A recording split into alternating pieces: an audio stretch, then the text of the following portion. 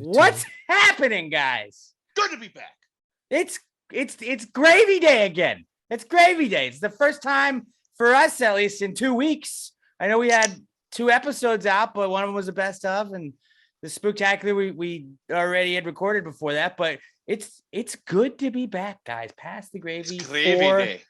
41, kicking off another fun year of PTG. I think we already had the year of the gravy before, so this is not that. But we got all kinds of fun stuff. I'm excited to talk to everybody about it. I feel like we went on summer vacation, and this is like we don't do seasons of the podcast, but this is like on The Office when they'd come back and like, so how'd you enjoy your time off? And then Michael hits Meredith with the car, but they're just talking about what they've been up to. Like, this is what that episode's going to be like, minus the car hitting that we know of, at least. I mean, the front of my house is right on the other side of this wall. Somebody could come barreling through my front yard and just take me. God, that'd be sweet. Just take me now, Lord. This is it. Can't put up with another year. How have you guys had a nice little new year? How was your break, quote unquote? It was good. I did the same shit I do always and every year. Except and you did think we were going to record last week. You texted me. You were like, "We recording?" And I was like, "Best of, dude." Yeah, I'm dumb. I was just excited. I wanted to see my boys. Like when stuff happens now, like I'm gonna go back. I can't wait to talk about this on Past the Gravy. And like I've just had to like table some of that stuff. Yeah. Oh, my buddy's finally filtered out because it doesn't work. He's finally back from India. He got back, I think, the day after Christmas. Phil, anybody that's just now tuning in and learning about this and Sports Center edition, what happened? They've all been listening. What happened? Tell my buddy was supposed to go to India for 3 days, like a week before Christmas, and he ended up, a week and a half before Christmas, he ended up spending 2 weeks there because he got the Rona, whatever you want to call it. He tested positive the day before he was supposed to come back. Not great. And not great, but he's back now. It's all good. Which is good. So back in the States, and he's not got COVID. So that's also a positive now. Just vibing, dude. He's just vibing. Speaking of just vibing, that's like, I don't really do New Year's resolutions, but I feel like I've heard people use the term a lot lately. And I just kind of want to make my New Year's resolution to start saying like things are vibing, or does it pass the vibe check, dude? That passes the vibe check. That doesn't pass the vibe check. Like I understand, like the Gravy Gang should just start. We're going to run that into the ground. That is this is this year's, that's it. That's the tweet. Just be like, I don't know, dude. Does it pass the vibe check? Well, it's a guy that got hit by a car. Doesn't pass the vibe check to me. I actually like this idea when people send in like PTG's not cools or like whatever they submit to us, other people can just comment underneath, be like, that's not the vibe, dude. That's not the vibe. Doesn't pass the vibe check. That is the vibe. Yeah. See, there's a lot of ways we can go with this. I mean, I'm the director of vibes at the restaurant. It's on my imaginary business card. You should actually add that to a business card. That would be. No, I've been talking about it since we opened. I'm going to just take the template that we already have. I'm going to order my own cards because they didn't give me any. Because they know I wouldn't give them out anyway. If they did give you business cards to just like add it in and like pen on every single one, though, it's like plus director of vibes. Director of vibes. I choose the music every day. I got business cards the first time ever a couple like a year ago, and now we've moved buildings. So did you put host of Pass the Gravy Pod on it? Well, it was just for my work title, but I guess technically this is under the umbrella of iHeart. So from now on, I will say host of Pass the Gravy Podcast. For a while, when I first started, I would sign my emails, my signature, as Director of Moon-Based Operations. Just cause. I mean, why not? Until somebody proves that you're not. Yeah. Take that title. I never make up your own title. Important, so it was fine. Do you have throw it on a LinkedIn? Robert? What's that? Your LinkedIn, throw it on there. I said, do you have you seem like you might be a resolution guy. No. Yeah, and now that He's I say a revolution guy. We'll get to that. Okay, so to start the year off, I feel like, you know, we've had a lot of people bitching lately about like, well, why I didn't know this was so-and-so's month. Why does everybody get their own month? We don't get a month. You know, it makes perfect sense to like get rid of all that argument going on in the rest of the year. Like, you can't ever say like, what the hell? Why? Like, there's people that get mad about Hispanic Heritage Month or Black History Month. Who gives a shit? You're like, fuck you, dude. It doesn't matter. Like, why does it affect you? Like, if people are happy about their history, let them be happy about their history. It's not a problem to anybody else unless you want it to be a problem, and then you're just being an asshole. I think we should start our own month. I mean, by we should start, I mean, I'm starting it already. It's already started. It's Manuary. Because, you know, finally a month for dudes. You know, you have Women's History Month and Women's Health Months and all kinds of stuff like that. It's Manuary, where really you just do manly things. Like, we open jars, just chop some wood, start a fire, you know, mow the lawn. I did that the other day. A table. See, it's a happy Manuary. Saturday, I'm gonna fucking edge that bitch. Yeah, manly things. Yeah, you should just it's like Festivus a little bit. Just add the feats of strength part of Festivus, and this is just like every day do a feat of strength, and then Manwich. Enjoy a Manwich every now and then. The best sloppy Joe known to man. Which I have purchased a couple of these because I couldn't find them in the grocery store, so I went to Amazon. Amazon had Manwich, and it's delightful. It's absolutely delightful. Pick up heavy shit. Just lift something, not working out, but just like, this log, let me put it back down. That would be a great like Mount Rushmore to do of just man shit. Scratching your balls and then sniffing your hand. Man shit. Hear me out. We do have the end of the NFL regular season coming up this weekend. We're not going to remember this. Robert, remind us. Do we have a preliminary mock draft? Because I mean, like the first mock draft of man shit. Mock draft of man stuff for Manuary. It'll still be Manuary. Or is it Mount Rushmore season? Or is it mock draft? No, it's mock draft. We're just doing mock draft season now. Mock draft season and Mount Rushmore season kind of blended together. Yeah, they're the same shit. So it's just do mock draft. Mock draft of man shit. Mock draft of man things, manly things to do. Man shit. Taking a shit is probably going to be on there. That's a man shit. Just taking a shit for way too long. Not way taking a shower. Than you need to be in there. Yeah. So we need a women's month too then. We have women's months. Don't ask me to name them. But like specific ones. I think I was thinking like, okay, so we've got Manuary, and I was like, what if we did Femtober? I was like, well, no, that's Black History Month. We don't want to take that. We'll make it March, like March back. Women's History Month is March back into the kitchen. March is Women's History Month. It's Women's History Month.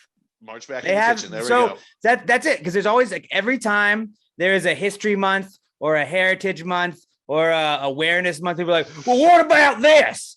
And now we just have Manuary to start the year off, and we're good. Like when people bitch later on in March, I'm like, what the hell? Who gives a shit about Women's History Month? I'm like, I do. They celebrated Manuary with us. We celebrate with them. Because if there's anything that you should learn from this podcast, it's that we respect and we lift up women. That's what we do. All right. We're like bottom cheerleader. Shit, like 4 times in a row, and both of you just ignored me. Right. Well, powered through it. Just because it's Manuary doesn't mean we should be sexist.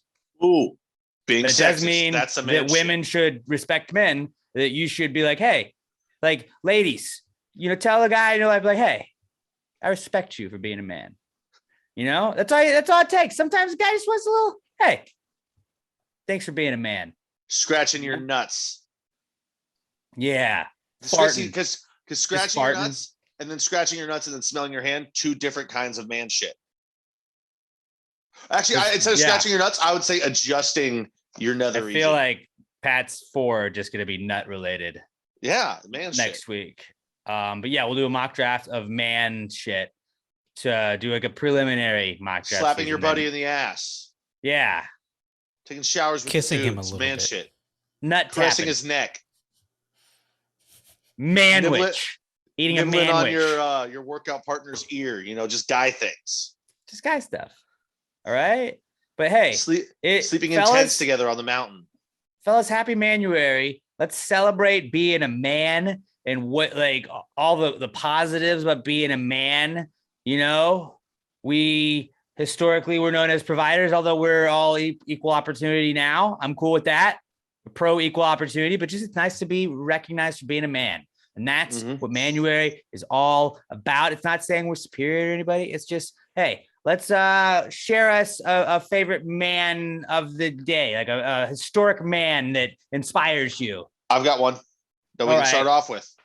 Mike Gundy. Mike Gundy. I'm a man. He's a man. I'm 40. He's 40. Yeah.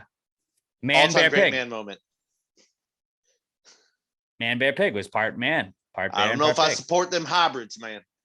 Well, I don't know. I think, how about Adam, the original man? Or was God the original man? God was a guy. I don't see. That's the whole thing. Like, I don't know. Like, is God a guy or is God a being? God's a man. In March, God's a woman. Fair. God is gender fluid. All right. But Manuary is a real thing. And I feel like I got laughed at when I said Manuary the 4th be with you yesterday. And people were making fun of me like, oh, yeah, it's not a real month. Like, fuck you. I don't say that your months aren't real. You can't say that my month isn't real either. Finally, fellas, a month for men. It's Manuary. Happy Manuary. Yeah, it's long overdue. But it like when I thought of Manuary, I was like, how has this not already been a hugely successful thing? Or at least an ad campaign. Yeah, that's why we have Pass the Gravy. Check your balls. Check your balls, fellas, for lumps. We used to have the Y Factor that was a center for men. I'm sure they're enjoying Manuary as well, but no free ads. So Robert bleeped that part out of the podcast. But what about on Mondays in Manuary? We're gonna call them Man Days. Man Days. Maybe Manuary Man Day. A man day on Manuary Man Days. Do some man shit on Man Days. And go on some man dates with your bros. Go get some beers with the boys. Yeah. Neglect your children. Man shit. I'm varnishing this table I just built with my bare hands. Expect dinner to be ready on the table when you get home. Man shit. Okay, see, this is going back to we're not superior to anyone. We're just, we're celebrating being men. Happy Manuary. Grill meat. Yeah, grill meat. Hunt and kill things. Ooh, go hunting. I don't know what the hunting season's in January because I'm not like an actual man. But like yeah, I was like the guy like, I don't want to shoot the deer. Go buy a gun. Oh no, I've never been invited because I feel like it's very obvious that I put off the vibe that I don't want to go when it's fucking early. And cold. I wouldn't say. But also, my family's not hunters. I would go, but like, can we go at 11 and not 4:30 in the morning? No, that's not when the deer or whatever are out. I'll find one. I remember going hunting with my cousin, and he was like, "All right, you look it down the side right there. If you want to, you can pull the trigger and you can get that one. Try it." And I was like, "I don't want to do it. I don't want to do it." Well, hey, it's Manuary, and I'm allowed to be whatever kind of man I want to be. Please don't disrespect me during Manuary. This is my month. It's my month to disrespect as many people as I want, man. Fellas, this is where we get to play the offended card. When people don't respect Manuary, when people, are being disrespectful to other men on Manuary, you got to call them out on the Twitter sphere and be like, hey, what are you doing? It's Manuary. Please respect him. You celebrate progressive Manuary and I'll celebrate toxic Manuary. There's no toxic Manuary. We all have our own ways to celebrate. You must respect my traditions. Toxic masculinity. See, now you're trying to take March away from the women now? Shit, you're right. Fuck. God, that was so good too.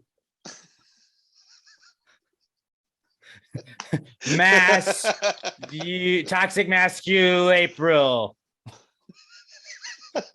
Nope, doesn't work. See? Doesn't matter. We have Manuary, and I'm fine with it as long as we have this month.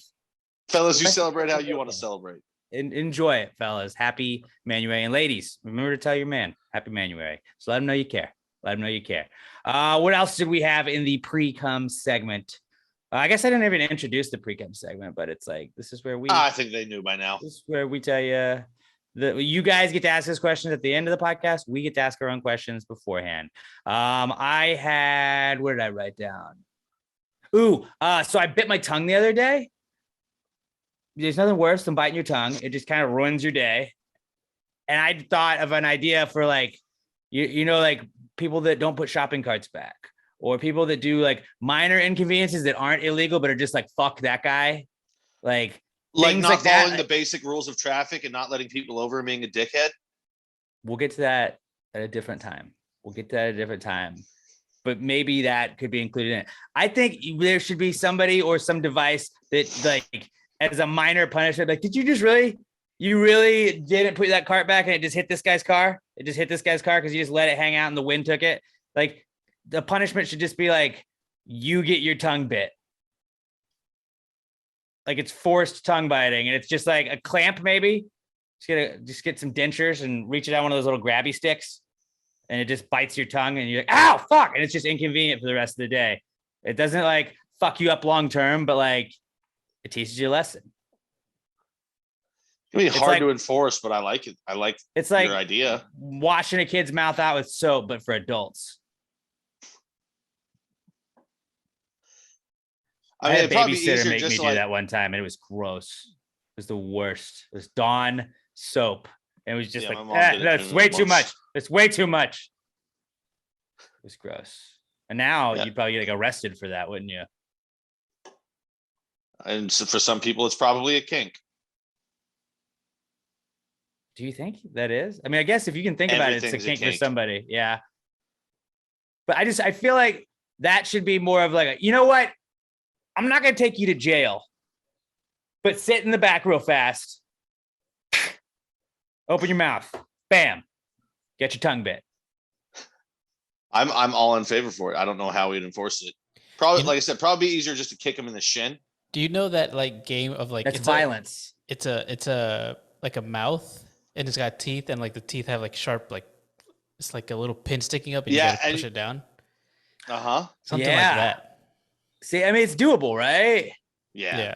And then also like forced paper cuts, where it's like, this isn't an arrestable offense, but this is a fuck you, this sucks, doesn't it, offense? Because it sucked for me, and now it's going to suck for you. And you get like just a paper cut like, right in between your fingers.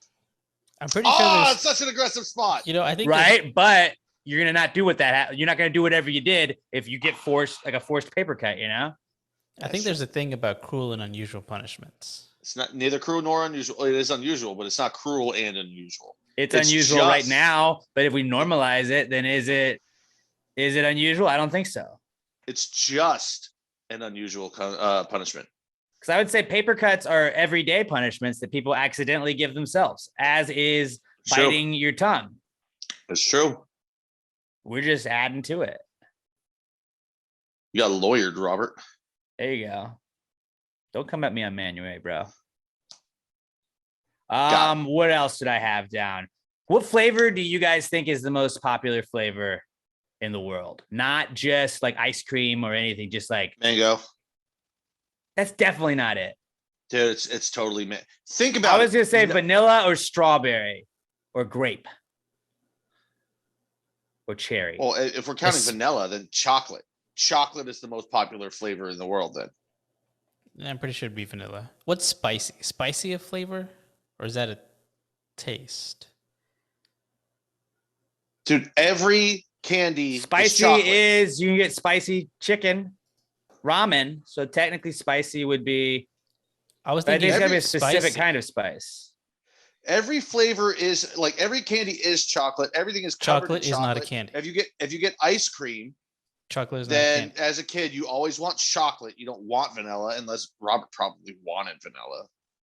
No, see, I disagree. I think chocolate, and as somebody that worked at a catering company that served ice cream, vanilla is the most popular because vanilla is the safest option. I enjoy chocolate. It is the safest option. So most people are going to be safe because it's like, hey, so I'm going to get ice cream for so-and-so. Vanilla, like you're never going to like scoff at getting vanilla. Nobody scoffs at getting vanilla. People are weird about chocolate. And I think it's weird to not like chocolate, but people just don't like chocolate. Vanilla is fair. It's fair game. That is generic. What kind of vanilla? Old-fashioned vanilla, French vanilla, vanilla bean? Vanilla. Yeah, I like all of them. Vanilla is fucking dope. But if we had to pick a specific vanilla, I would say homemade vanilla flavored from homemade vanilla from Bluebell. Yeah. Which absolutely would be a great one. But I think like overall things in the world, it's gotta be like vanilla, cherry, strawberry, or chocolate would probably be that. And I would say chocolate would be at the bottom of that. What? Do you think there's more things? You think there's more things that are strawberry flavored than chocolate? You're thinking cough drops. You're thinking medicine. You're thinking milk. You're thinking all candy. Things. Okay, sure. Are you trying to tell me strawberry milk's more popular than chocolate milk? That was a bad example. Saying it's also, yeah, okay, maybe not the best. Maybe not the best, but still. I'm sorry. Do grasshoppers come covered in strawberries, or is it chocolate covered grasshoppers? I've not ever had them, but I think you can just get them whatever you season them in. Is Hershey's strawberry or is it chocolate? Butterfinger, is it covered in chocolate or is it covered in strawberries? I can go on. If you want to take vanilla, I'll give you vanilla. You're not going to convince me that strawberry is a more popular flavor than chocolate. Right. So power ranking it for you, it would be chocolate. You think chocolate's one? Yeah. And then vanilla? Yeah. Because I also think if you ask somebody if you want ice cream, do you want chocolate or do you want vanilla? Most people are going to say chocolate. Not true. I worked at a catering company. And I would you guys say served vanilla more. We do the same thing. We serve vanilla. It's the only ice cream we carry. But if we had multiple options of it, people would not be taking vanilla more often. People had options of it. People had like, oh, do you want chocolate? Some boring ass people. Do you want chocolate or vanilla or cookies and cream? And more people took vanilla than chocolate every single time. That's crazy to me. I think it was vanilla. Yeah, really thinking about it, I think it goes vanilla, chocolate, strawberry, grape, cherry, watermelon. I do love me some grape. Orange lemon. Lemon lime or orange is good. Lemon lime. Orange soda is also up there. Like that's like rounding out, like that's an easy top 10 you could put together. And I feel like all those flavors are very, very popular. But like, Robert, what do you think the most popular flavor in the world is of everything? Vanilla. Vanilla. Mm-hmm. Okay. So Pat got outvoted. It's vanilla. Boom. I mean, are you shocked Robert took vanilla? That seemed like the most like on-brand pick of all time. It's more popular. It's more popular. Even if you don't like it, but it's more popular. Always safe. It's always safe. You can't go wrong with vanilla. Don't get me wrong. I love vanilla. Now I want peaches and cream ice cream. What does that have to do with vanilla? The vanilla's the base. Oh. Wouldn't peaches be? With those chunks of peaches in there? I would say cream or peaches would be the base. No, the base is vanilla, and then you put the cream and the peaches into the ice cream. All right, whatever, dude. Look, you're lucky it's Manuary. I'm not going to go at you, but moving on. I think as men in Manuary, we should compete in combat, verbal or physical. Man shit. Have a scuffle. A brawl. Bare knuckle brawl. Or one of us slides the other one down the bar. Whoever loses gets slid down the bar and knocks over all the drinks. I want that to be like the like slogan for Manuary too. Like you just do anything and then you just go, man shit. And like, oh, okay, he's just doing some man shit. Okay. Oh, okay. Well, that makes sense. You walk out of a public bathroom and you just yell, man shit. And like, all right, probably let that one air out. Don't go in that one. Yeah. Do you guys think that mimes are just French ninjas? No. Well, I mean, they're quiet. They're sneaky. And the French notoriously were not good fighters, and I would assume mimes aren't either. So I can see it. We don't know that mimes aren't good fighters. Well, we maybe they're French. Maybe mimes. I think we do know, but maybe mimes are lulling us into a false sense of like security, and then bam, karate chop right to the throat. No, like mimes, they're there, but in the end, they're worthless, just like the French people in the country. Stop hating on groups of people.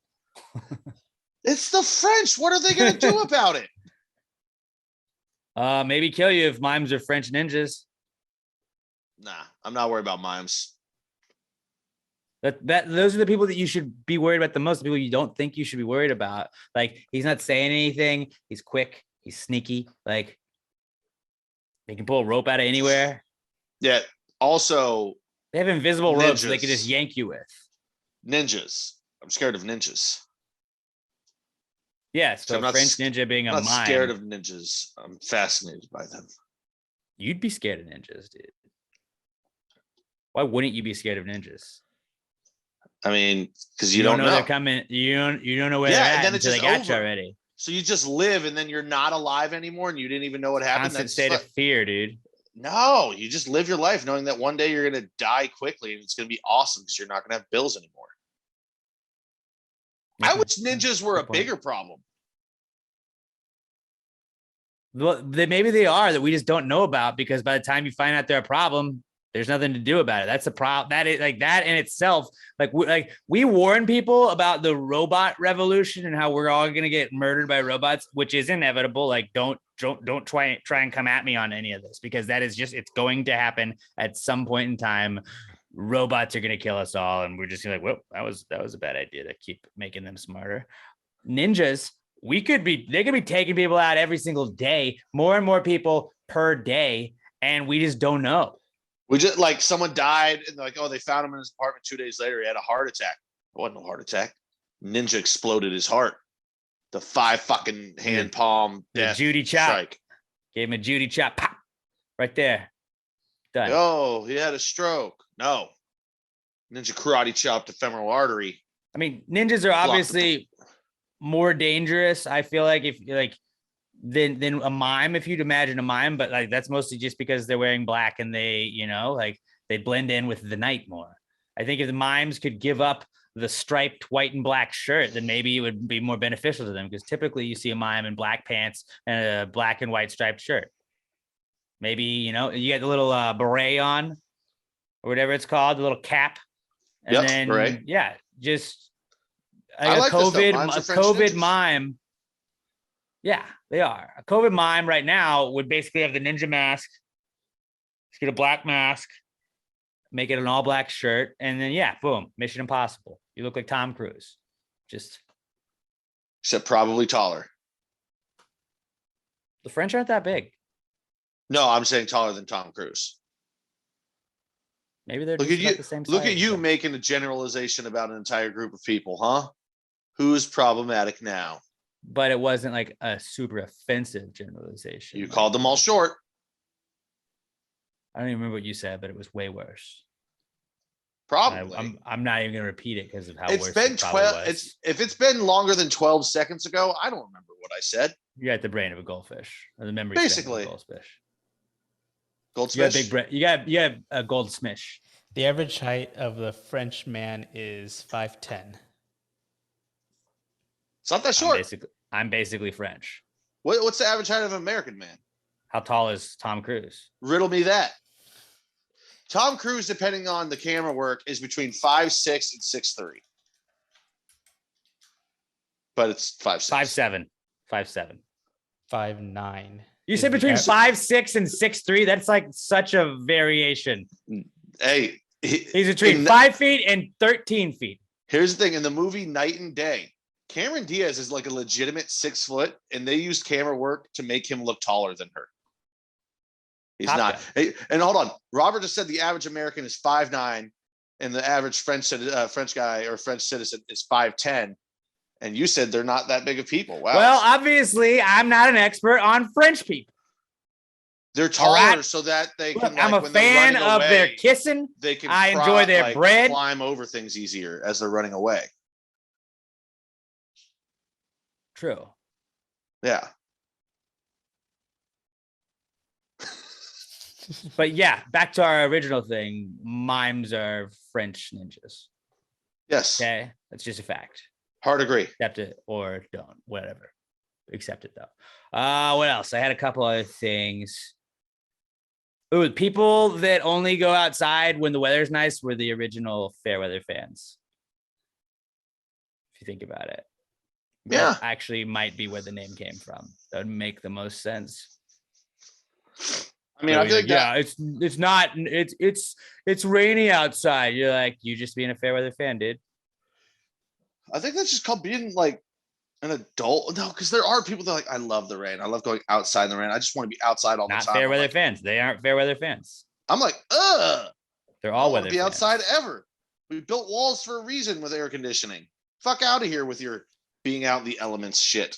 Leave it to Pat to be pro building walls, Robert. Oh, I think there should be more walls in general society. Of course you do. Like not just cubicles. Anytime you have coworkers, I think it should be like Fortnite. Like someone starts talking to you, you can instantly just put up a wall. Like, nope, not like in this conversation, and it hasn't even started. Yeah, we should be able. Like, we should make something. You know, I don't know if y'all been watching how far along on caught up on South Park y'all are, but the Buddha boxes. Like, oh yeah. Where they put boxes over their heads so they can just stare at their phone and their anxiety can't get them or whatever it is. Like we should just do something like that, but it just covers your full body. Like those, like the weird sheltered kid mom thing that it was always like, oh, it's this see-through tent that you can just zip up and sit in this cube. Like we need to have that. Yeah, but like we need to have that, but it's like not see-through. So like if like I'm talking to Robert about football, Robert's like, I don't give a fuck. And it's just like, what? Hey, where'd you go? I'm right here. I don't want to hear you. And I feel like we should be separated by something. Or we could just normalize telling people to shut the fuck up. This is the polite way of doing that. Is it though? It's actually, I think it almost is because you're like, dude, I gave you so many cues that I was done with this. I pulled out a tent. I unfolded the tent. I lifted up the tent. And then I put the sticks there to make the tent stand up. And then I zipped it up over me and I stepped in the tent and closed it. Like I gave you 87 different ideas that, hey, maybe wrap this up. I don't want to be part of this. I'm going to do work in front of you to let you know I don't care what you're saying, when instead I could just be like, dude, shut up. I don't care. I'm gonna save both of us time here. What you're saying has little to no interest to me. I don't want to hear it. Is it ruder than just not looking up from your phone the entire time somebody's talking to you? Because that seems more rude. That's pretty rude.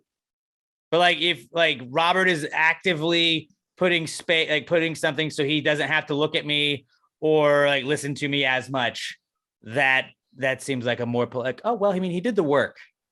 I got to respect that. Not just shut the fuck up or just not paying attention to me. It's like,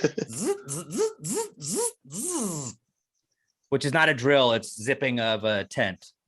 For those of you that aren't watching, if you were watching, obviously you saw my great hand movements that show that I was zipping up a tent after putting it together. But yeah, we definitely need something like that where it's just like almost to the extent of like those like beads that like you could use in like the 70s if you didn't have a door.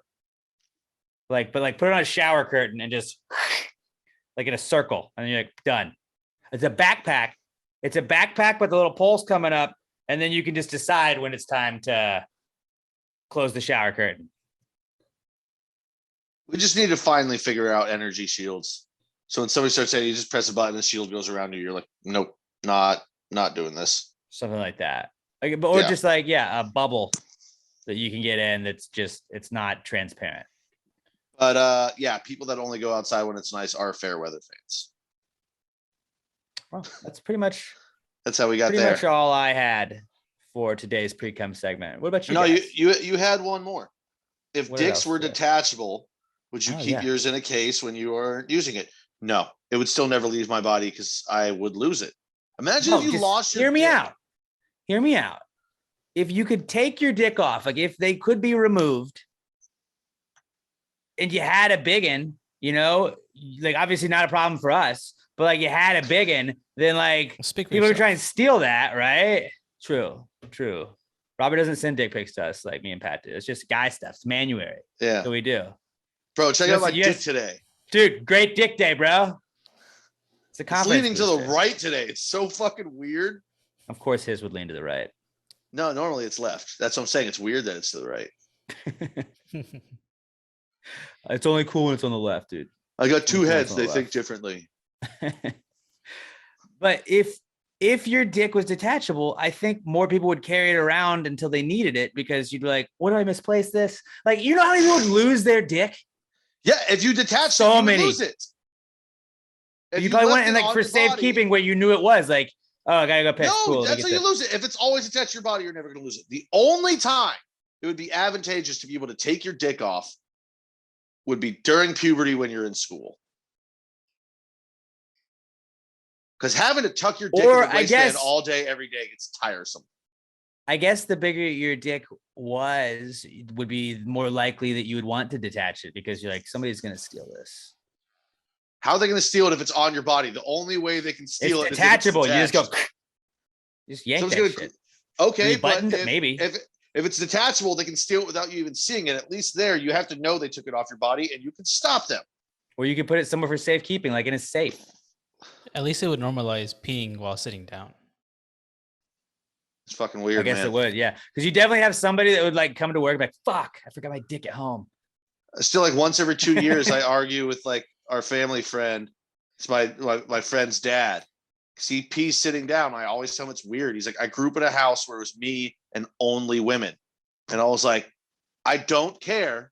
At some point in your life, you realize you could pee standing up. And it's more fun that way. Target practice. You could pee on things.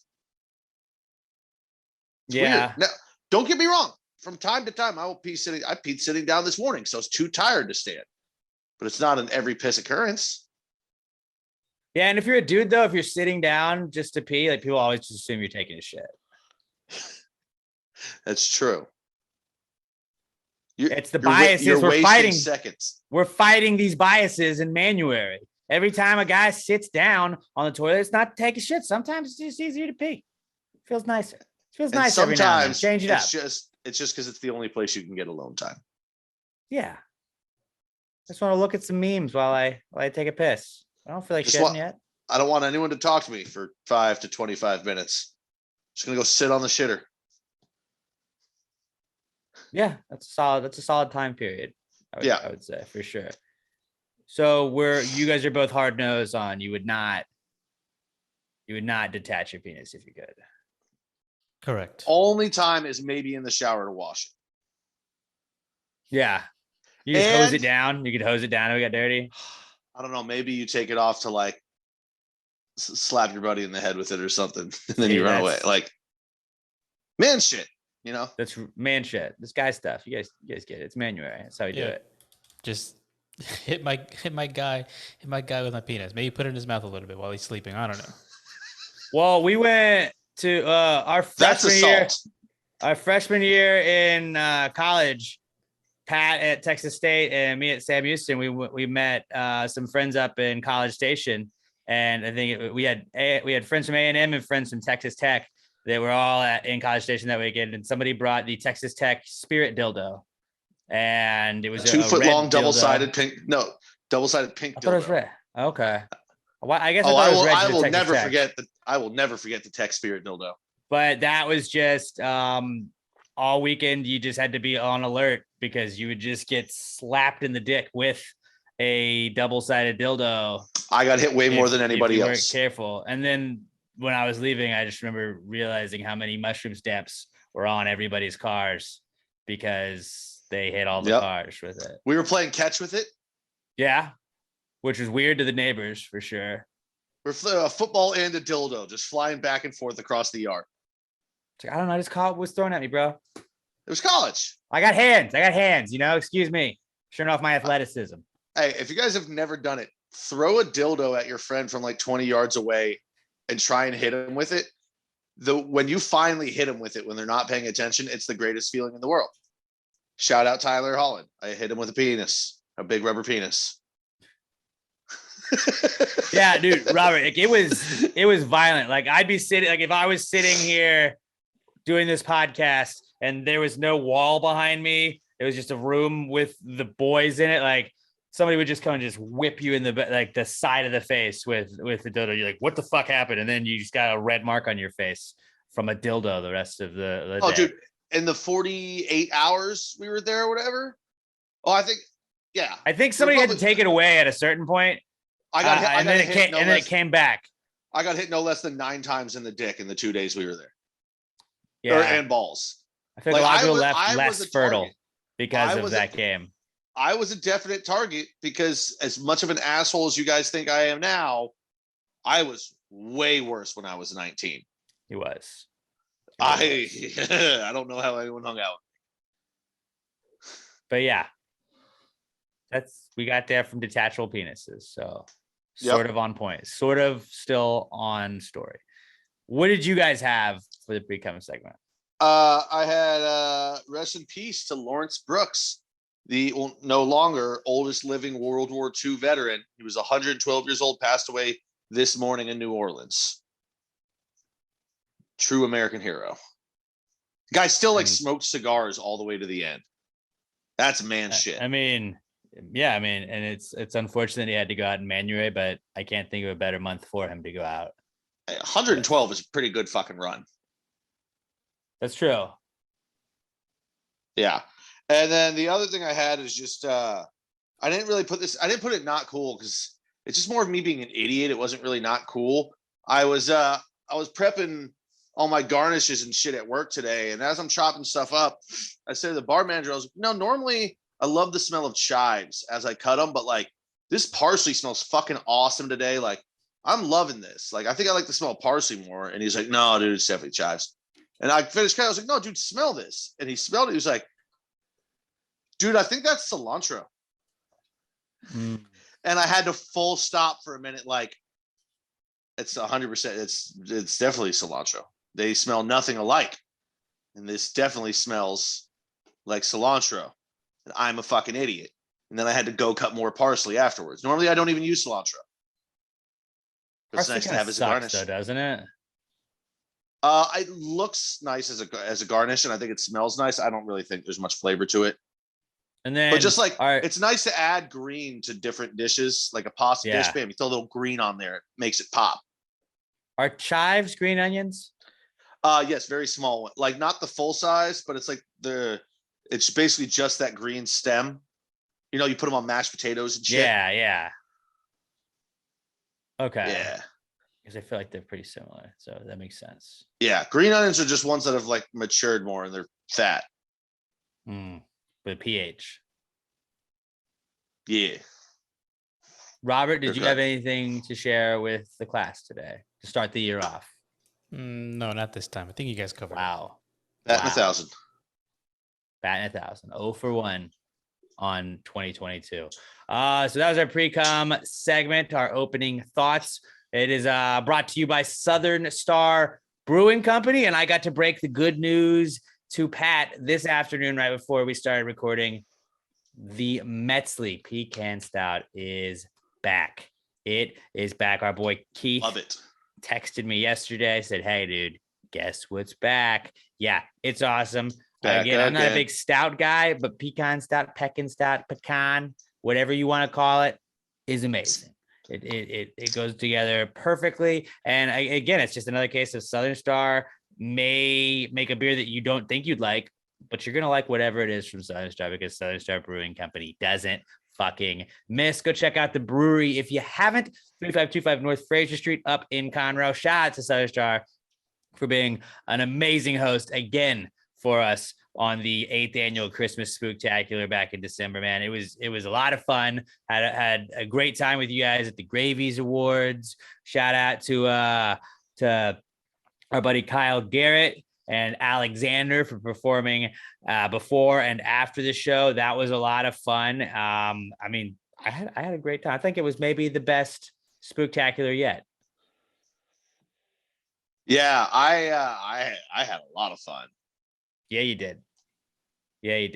Actually, you know what? I'll tack it into something else later. I got a little story that came later on in the night from that. Yeah, it was a great time. Also, guys, hey, if you're around liquor stores, look for it now. I didn't realize they were canning this year. The Valkyrie, this is volume 4. They do it every year. Double IPA. Be careful with it. It's 9.2% alcohol, but it is absolutely delicious. You guys know if you've ever had it before or had any of their previous iterations. That's the word. That works. Absolutely delicious. Keep an eye out for them. Southern Star Brewing Company, the best beer in the world. 3525 North Fraser Street up in Conroe. If you're drinking a Southern Star, snap a pic, tag us, tag them at Past Grade Pod. They're at Southern Star BC and at Southern Star Brewing Co. on Twitter and Instagram. Let them know you're supporting the people supporting the podcast. Southern Star Brewing Company. We're going to be doing some more stuff with them throughout the year, including Darling Like a Marlin 2, Electric Boogaloo. We don't have a release date for that just yet, but Keith did confirm it at the Spooktacular back in December, and Southern Star Brewing Company, the official beer sponsor of Pass the Gravy podcast. Let's get into the Comeback Kids segment where we tell you guys what's back in the news. It's the Comeback Kid. The Comeback Kid of the week. The Comeback Kid of the week. Bitch. All right. First Comeback Kids segment of the year. And our first Comeback Kid is going to be gyms, because gyms are back. Gyms are back. And whether it be Planet Fitness, 24-hour fitness, Curves. Lifetime Fitness, Curves, trying LA Fitness, New York Fitness, Michigan Fitness, Gold's Gym. Really, like the gym sounds cooler just if it has a more intimidating name. Like, I get that, like, they're trying to be like Planet Fitness. Just come on down, guys. Like, we're pals. We have a pizza day, but we need to have more like intimidating gym names to have people like. Then you're only gonna get the hardos there. Yeah, but still, like my friend Tessa at work today was showing me there's like Alpha Elite Gym. And it's like, hardos. Alpha Elite. That's me. And also, they just totally ripped off The Office from like athlete. That's for just dudes that, like, I guess, and chicks. But okay, well, I was thinking of a specific look for the dudes who they're absolutely massive, but wear that tank top where it's literally just a string that goes down to right where their nipples are, and then like the fabric start. Like, what are you wearing? That's not even what? How do you get a tank top like that? Do they make it like that initially, or do you cut it? Is it a cut? That's the final form of the guy. Remember in high school, there would be dudes that would work out and shit, but it would be a sleeveless shirt that they themselves ripped from the armpit all the way down to the side. Yeah. It was just still connected. What was the point? Like, pull the bottom of the shirt and rip it open. Like, the only thing I can think is they're like, oh yeah, dude, like, it's just airflow. Like, an airflow, it helps. Like, no, you're just being a douche. Makes me more aerodynamic when I'm lifting, bro. I hope we are talking to at least a few of the listeners right now that wear those clothes. Stop it. Wear or a do normal we start shirt. selling PTG ones so it just looks like you're a hardo? Only if it says something like, I'll start wearing it with these guns, like these guns out here. I'll start wearing them with my guns, and they'll be like, yeah, dude, you're not even that ripped. I'll be like, I'm going for I'm toning, dude. We could make the shirts that people could buy for other people, like maybe one that says hardo, one that says douche mode. I like hardo. Gym hardo is a good one for somebody that doesn't go to the gym to wear. So like me. Yeah, no, it'd be really fun. Just gym harder. I was like, no, you're not. Gym life. Oh no, mine would be healthy eating. healthy life, healthy wife. Exercise. I like that. No, they should that should be on our next like limited release for Passing Gravy. We're gonna have gravy dogs when we come up with the ideas for those shirts, and then just like Jim Hardo or healthy life, healthy wife, but like you can't have a wife to wear it. It's like the guys that wear like world's best grandfather, and it's like you're 20. Single by choice. No, that's too far. But what would be like a cool sounding gym name? Be like then we can't. I was just like, we could just name it after all the Pokemon gyms because that would sound cool. Brock's Gym. Brock's Gym is a good one. Just have a big Geodude statue. Geo Gym. Geo Gym. Onyx already sounds kind of looks like a dick though, so it's like phallic and masculine. Is there an Onyx Gym? And he's rock hard. Like Onyx Gym. Yep. Of course there is. It's already a thing. Yep. And it looks just like you'd think it does. Balls Gym. Big Dick Gym. Jim's Gym. BDE Gym. Ooh, yeah. EDE? BDE. Oh. Yeah. Bells, dumbbells, and eucalyptus is what it stands for if anybody asks, but it's like, you know what it stands for. Cox Crawfit. What if it was a gym that was just like, this gym fucks? I think Hardo's would be a good name for a gym. Hardo's is, yeah. I want to open up a Hardo's gym. Or call it like DC Gym and like cater to like Jim Hardo's and don't tell them that the DC stands for douche canoe. And then I could open across the street Marvel Gym because we just marvel at you being a douche trying to show off in front of everybody. No, I don't think people that work out at the gym are douches. I think there's people that like go over the top with it, but it's like also you could kick my ass. So that's why we're saying this on a podcast and not to your face. Yeah, we're not saying not everyone that works out at the gym is a douche, but every gym has at least one person who's a douche. Like Hardo's Gym. When we start that, like Planet Fitness has the lunk alarm where you can't like grunt while you're lifting or else they kick you out and somebody sounds the lunk alarm. And like you have the like not lunk alarm, like where it's like, hey, he's lifting too quiet, bro. What the fuck, dude? What do you think this is? PF? This is PF over here, bro? No, this is Hardo's Gym, bro. This is Hardo's Gym. I want to hear you lifting. What are you, a pussy? You haven't even walked by the mirrors one time trying to make it look like you weren't checking yourself out, but totally weren't. That's not what we do here, bro.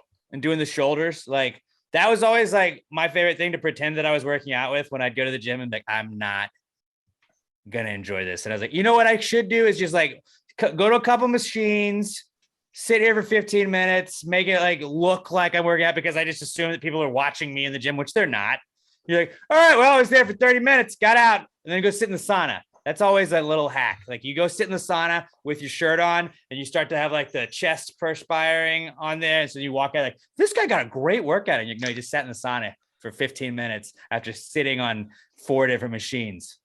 My favorite was and people that would like Gains, put their cell phone down to film themselves. They're like, no, I'm just doing this so I can check my form.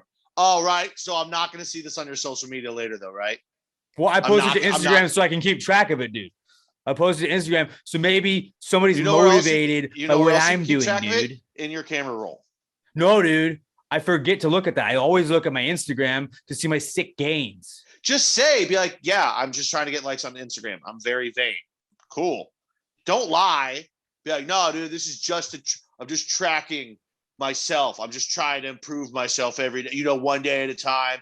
You just got a little bit better. Each day you're not getting better. You're getting worse. Oh, fuck. That's a sick tagline. I'm going to put that on my next workout video. I mean, I'm going to tattoo it on my ribs. My next progress video. Like, no. I got buddies that are shredded. Not a single fucking post online about it. They're shredded like wheat, bro. You don't even see it. That didn't make any sense. Shredded wheat? You can totally see shredded wheat. I was just fucking building on it, dude. Just give me that joke, all right? Fuck you. You'd never make it in Hardo's gym. You know what? No. I'm not giving you a membership. They would kick me out instantly. Be like, 1, you're doughy, get out of here. And 2, all you're doing is yelling at all of us and shit talking us. But yeah, you're all gonna cry. It's like a bouncer. There's bouncers at the door when you walk in. Like, let me see. Look here. How much can you do 225? How many times can you bench 225? Right now, go. Yeah, I don't. That's not my max, dude. What do you? I said, how many times can you bench 225, bitch? Get down. Let's go. I just run. You can't do 10. You can't get in. Run past the bouncers, and I'm just like pointing at guys like, your nipples are puffy. You're on HGH. Look, dude, I can't bench 225 even once, but I do have 2 whey proteins with me. They're like, all right, bro, you and the whey proteins, they're in. We got a lot of dudes here. Wait. Bro, you can't come in. Where's your shaker bottle? Yeah, that's crucial. That's crucial. You have to have the shaker bottle. Speaking of steroids, have you seen fucking Bezos lately? No. Jeff Bezos is juicy Pitbull? as fuck. Pitbull, I saw him. He looks like Pitbull. With the fucking the white pants and was it Jeff Dazzle's shirt? What was it from the I Think You Should Leave? Oh yeah. There's so many designs. The pattern. It's the patterns, dude. That's why it's so expensive. This shirt was $4,000. Fuck. I love though that like people just shit on. I mean, love them or hate them or whatever. Like whatever your opinion is on Elon Musk, Jeff Bezos, or Joel Osteen, like they don't give a fuck what you say because one of them it's God covering his ears. One of them has God, and the other 2 just have all of the cash in the world, and they do not give a shit. Well, Jeff Bezos is a bad guy. It's like, yeah, he's rich. He doesn't care, dude. He doesn't care. Oh, I don't know. I couldn't hear you all the way on top of this stack of thousands of dollars that I have just in my pocket. That's what I love about Alex is such a common man that the biggest number he could think of right there. Yeah, I'm on top of thousands of dollars. Well, I'm talking what he can stuff in his pockets. Dry hundreds of thousands. You saw those pockets he had, dude? Those pockets are pretty small pockets on those white ones he was wearing for New Year's. Those pockets. The Pitbull pockets, that doesn't leave a lot of room, dude. No. I would be worried, like, if you fart in those pants he was wearing, like, that's ripping right through those bad boys. That's just tear. Especially all the juice and protein he's on. He probably has some nasty farts. Yeah. So, gyms. We're going to open up a gym. It's going to be called Hardo's. And there's going to be bouncers that make sure you can lift 225 enough times to get in. Second floor of it, next door to it, we don't tell them. It's actually like a secret comedy club with like a one-way mirror that you can see down there. And the comedians are all just pointing down and making fun of all of the Hardos in the gym. No. It's not for us, though. It's like people. Oh, no, we're up in the comedy club. No. The comedy club, it's not a comedy club for us. Like if you're a VIP Hardo member, you get like to the elite premium access or whatever it is. And it's just like Arnold Schwarzenegger and a bunch of like Lou Ferrigno. They're like, look at these little idiots over here. Look how small he is. And they're just like the ultra jacked guys are just watching the other guys through the two-way mirror, just like roasting the dude that's jacked anyways. And he's like, what a pathetic idiot. Look at this shrimp. It's only a comedy club for jacked people. The ultra jacked dudes are the ones that want to give you the most advice, though. Like, no, dude, what you need to do is you got to do this and blah, blah. They don't like shit on you. Like, they're actually trying to be helpful. And you're like, get the fuck away from me, man. Oh, really? Dan Bilzerian seems like that kind of guy? Because I don't think so. He's ultra jacked. He seems like the guy. Like, we would just hire him. We'd make it in Vegas. Hardo's is in Vegas. Dan Bilzerian just works there. He does 3 shows a week and just roasts people. But you got to be like a premium VIP access member to Hardo's. And you can also, this is getting very expensive. It is. But like, dude, is there really like the way you sell them is like, but how much is your fitness worth? You know, how much is being in shape worth? Like, absolutely nothing. It's a great point, bro. It's a great point, bro. Right. Well, we're not catering to you. We're catering towards Gaines. Pardos. Gaines is also the other one. Gaines would be a great name for a gym. Gaines Gym. And we get Gain to sponsor it. And then Chip and Joanna Gaines can decorate it in shiplap. Ooh, Gain would be a great sponsor. Like, do you constantly shit your pants because of all the protein and junk that you're taking? Well, with Gain, you can wash it right out. It's like Chipotle way for roid heads. And then there should really, like, I know it's an old hacky comedy bit, but there should really just be a bar. Like, so you can go to the gym and it's like, it is an actual gym, not a bar called gym, but they're like, instead of having like the smoothie bar, it's just like, yeah, let's get a couple shots going for the boys now. So you can just go like, yeah, no, babe, I'm at the gym. You can track my location. I'm at the gym. And you're at the gym, you're just getting fucked up at the gym.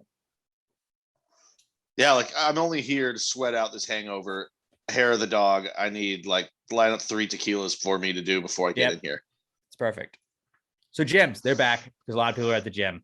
And if you watched any of the I don't know what network it was, but the New Year's Eve coverage, it was just like Planet Fitness threw up all over everything. Where they're like, hey, we know you guys are gonna feel shitty about yourself. So come on down to Planet Fitness. We have pizza day. Hey, which I'm not gonna knock pizza day. I'm not gonna knock Planet Fitness for pizza day because it's a cheap, affordable option for people that want to stay in shape. And I'm not gonna knock you for staying in shape. It was just like funny how like they like I like when brands are just aware. It's like, I know that you're not gonna use this membership more than like 6 times, but come on down, hook us up with some money real quick. Like I respected Planet Fitness, or PF as the logo had. Another comeback kid this week is going in dry, guys. Going in dry. I'm talking Manuary. No, I'm not talking that. But I am talking about dry January. Dry Manuary. It is dry Manuary. You have to call it that. There's a bunch of weirdos that are just like, hey, I'm not going to do this. And I also feel like you don't get to do Sober October and dry Manuary. You got to pick one or the other. And if you did Sober October, like I'm again, not including people that are like, they have drinking problems, but like, it's like a weird flex. Like, yeah, dude, no. Just dry. It's dry January, bro. Just dry. Why? I don't know. I just want to get off to a good start. You just did Sober October. Obviously, you failed after that. Yeah, I didn't, dry January, bro. Oh, my life is perfect and I'm happy all the time. I don't need alcohol. Fuck you. Get out of here, douche. That's all I need is alcohol. Okay, buddy. I've made it this far. Going in dry. I'm going to start the year in dry Manuary. Go ahead. Couldn't it be me? Not me. Robert, you're a big dry January guy. Dry Manuary guy. Yeah, I think so. And he did Sober October as well. Mm-hmm. So actually, Robert is the people we're talking about. Way to go, dude. I think if you do dry January, you absolutely have to do just drunk December where you get fucked up for the entire month. So you can say when in dry came out wet. Yeah, that's fair. Yeah. That's fair. Dry Dude, Manuary. I totally fucked that year, man. When in dry came out wet. YOLO, bro. Pass the vibe check. All right. I hated everything we just said. Right. Yeah, we've just created our own language in the hour we've been doing this so far. Babe, you want me to go in dry? I'm talking 2022. Hey. I'm talking 2022, babe. I'm not talking, Babe, I went in dry. I got to come out of this year wet. You know what I'm saying, babe? Emma just gave me the most appalled look on her face. Hey, babe, it's Manuary. It's Manuary. Please don't disrespect me during Manuary. Your birthday is in Manuary. That's not my fault. But happy early birthday. It's not till the 30th. All right. Oh. Manuary 30th. Yeah, we're good. You got time to act up and apologize. Don't worry about it. Yeah. Another comeback kid we got is leftover fireworks because a bunch of people still have those, and you'll still hear them for the next 2 weeks at least. There's just a rogue firework going off, and it's like, well, I mean, I get it. I know people get mad about it, but it's just like, what are you gonna do? Is this guy just gonna hold on to this Roman candle he's had laying around? No, the worst is, so like across the street and like 3 houses down, there's these guys that will hold on to like M80s. And then for the next 2 weeks, pop them off in the middle of the day. Just like in their front yard, popping off M80s. I'm like, really? You hung on to those? Not even shit. I like to watch things go boom. Like fucking A, man. Guy's a total douche. I save all my sparklers. I do 1 sparkler a night. Sparklers are silent. That's okay. Sparkle the fuck out of it. I like snakes. Snakes are cool. Black cats, fun. I fucking hate snakes. Not the firework. I actually find the firework kind of fun. I hate actual snakes. I have a story about, I guess not fireworks, but my not cool is sort of firework related, but not really. But yeah, leftover fireworks are back. Don't bitch about them, because the more you bitch about them, the more people are going to do them. So I'm not one of the people that shoots them off. I'm just saying they don't care that you're bitching. Yeah. Next comeback kid we got is Water. Water is a comeback kid because my brother's birthday is New Year's Eve, and we went to Port Aransas with like me, Emma, and 4 other couples. There were 10 of us at this beach house in Port Aransas for my brother's birthday, and 5 of the 10 people had their phones go into the pool in the 3 days that we were there. Yeah, y'all suck. So Water, I mean, it's going to take over everything at a certain point, but it really took over some phones this weekend. How are you all so bad at this? So play by play, I have a great recollection of how they all went. Were you one of the 5? Nope, not myself, not Emma. 2 people we were responsible for, Gucci. So knock on wood, phones are safe. So the old people were safe. Okay. Right. Yeah. Because after a couple went in, I was like, you know what, Sonny? I'm going to leave my phone up here in the room. Yeah. I'm not even taking it out there. Don't need it by the pool. Yeah. So my brother had gotten thrown in the pool the night we got there. And they, like, on his birthday, on Friday, New Year's Eve, we had a pinata out that he was going to hit, and he was blindfolded and all that. And he hit the pinata, and then he was pretty drunk. We had been to the Chili's, as is tradition, Middleton family tradition. You go to Chili's on your birthday, and we had some Dente margaritas. It was a phenomenal trip to Chili's. We had also been drinking all day long, so we were pretty drunk, but my brother was especially drunk, and he hit the pinata and then tackled his buddy that threw him in the pool the night before, tackled him into the pool, forgetting that he had his phone in his pocket. So that's my brother. Phone number one to go in. Then that LSU education right there, folks. Well, they were both LSU. We're not going to say bad things about LSU. Just did. So then we had been sitting out. They had a fire pit. We were kind of hanging out with the fire pit. There were these plastic beach chairs we were sitting in.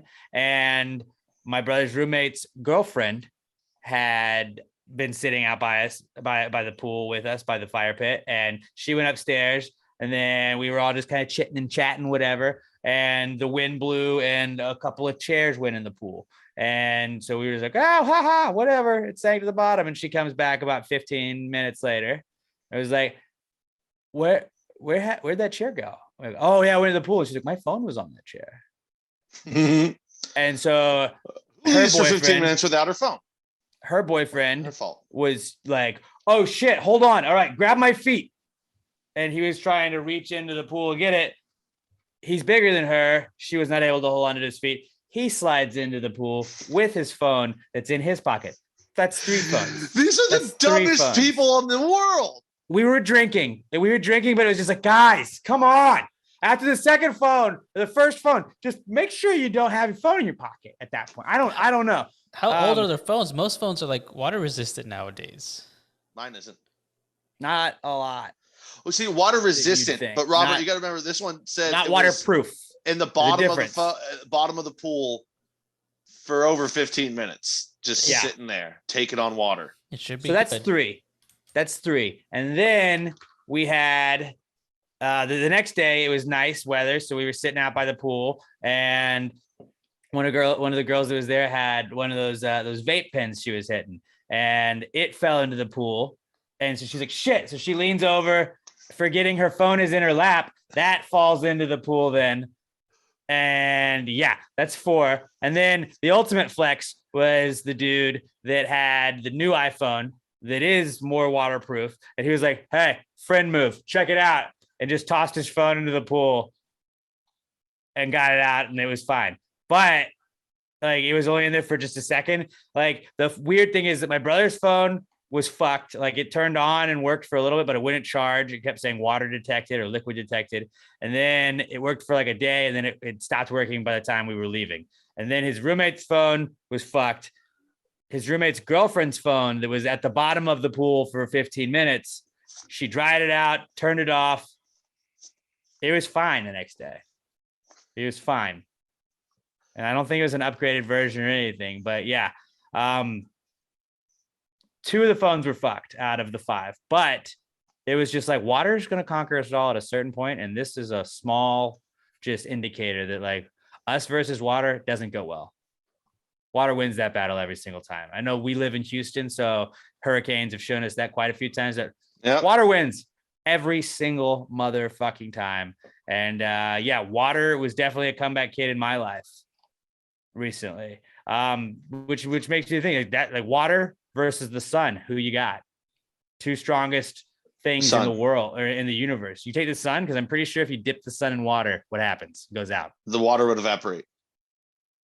Maybe. Not if you had enough water. If somebody dunked, I'd take water over the sun. Yeah, well, you're famously stupid. I mean, Pokemon, just as simple as that. You know, I was a Charmander guy myself, but the water Pokemon really did a number on Charmander / Charmeleon / Charizard as you got older. Whatever you say, buddy. Robert, would you go sun or water as more powerful? I'm gonna go with water. I'm with Alex on this one. Y'all are some straight up. Water puts out fire, which is the sun. It's a ball of fire. Yes, but the sun is so big, any water that would get near it would evaporate. Water also gives life, though. Powerful. Because we aren't checking like, where does the sun reach these planets, or is water there? Are you trying to say the sun doesn't give life? You ever heard of photosynthesis, bro? Not to us. It doesn't give us life. Oh, so we're the only ones that matter. Yep. Plants don't matter? Not as much as us. Wow. Yeah, that's very it's very plantist of you, bro. Hey, dude, it's Manuary. Don't come at me like that. Bro. This is my month. You're being discriminatory, bro. Planttober is not until a couple more months, dude. It's Manuary, not Planttober. Okay. That's true. You don't put any sort of vegetable on a manwich. Although I do think actually it comes with what looks like little mini onions. Well, onions are onions. I didn't realize that manwich is it's not meat. I thought there was meat in it. It's just sauce. Yeah. It's delicious though. Wait. You thought the meat was already in the can? Yeah, it did when I ordered it, yes. It had been a minute and I was like, how do I celebrate Manuary? Manwich. Done. Which, I mean, I don't know if we just teed them up for a fucking sponsorship. So Manwich, fucking let's go. Let's go, Manwich. I'm a man. Celebrate Manuary with your PTG guys, Manwich. I eat sauce. Manwich. I like sloppy joes. It is the elite sloppy joe. Like, it's the goat. It's the goat sloppy joes.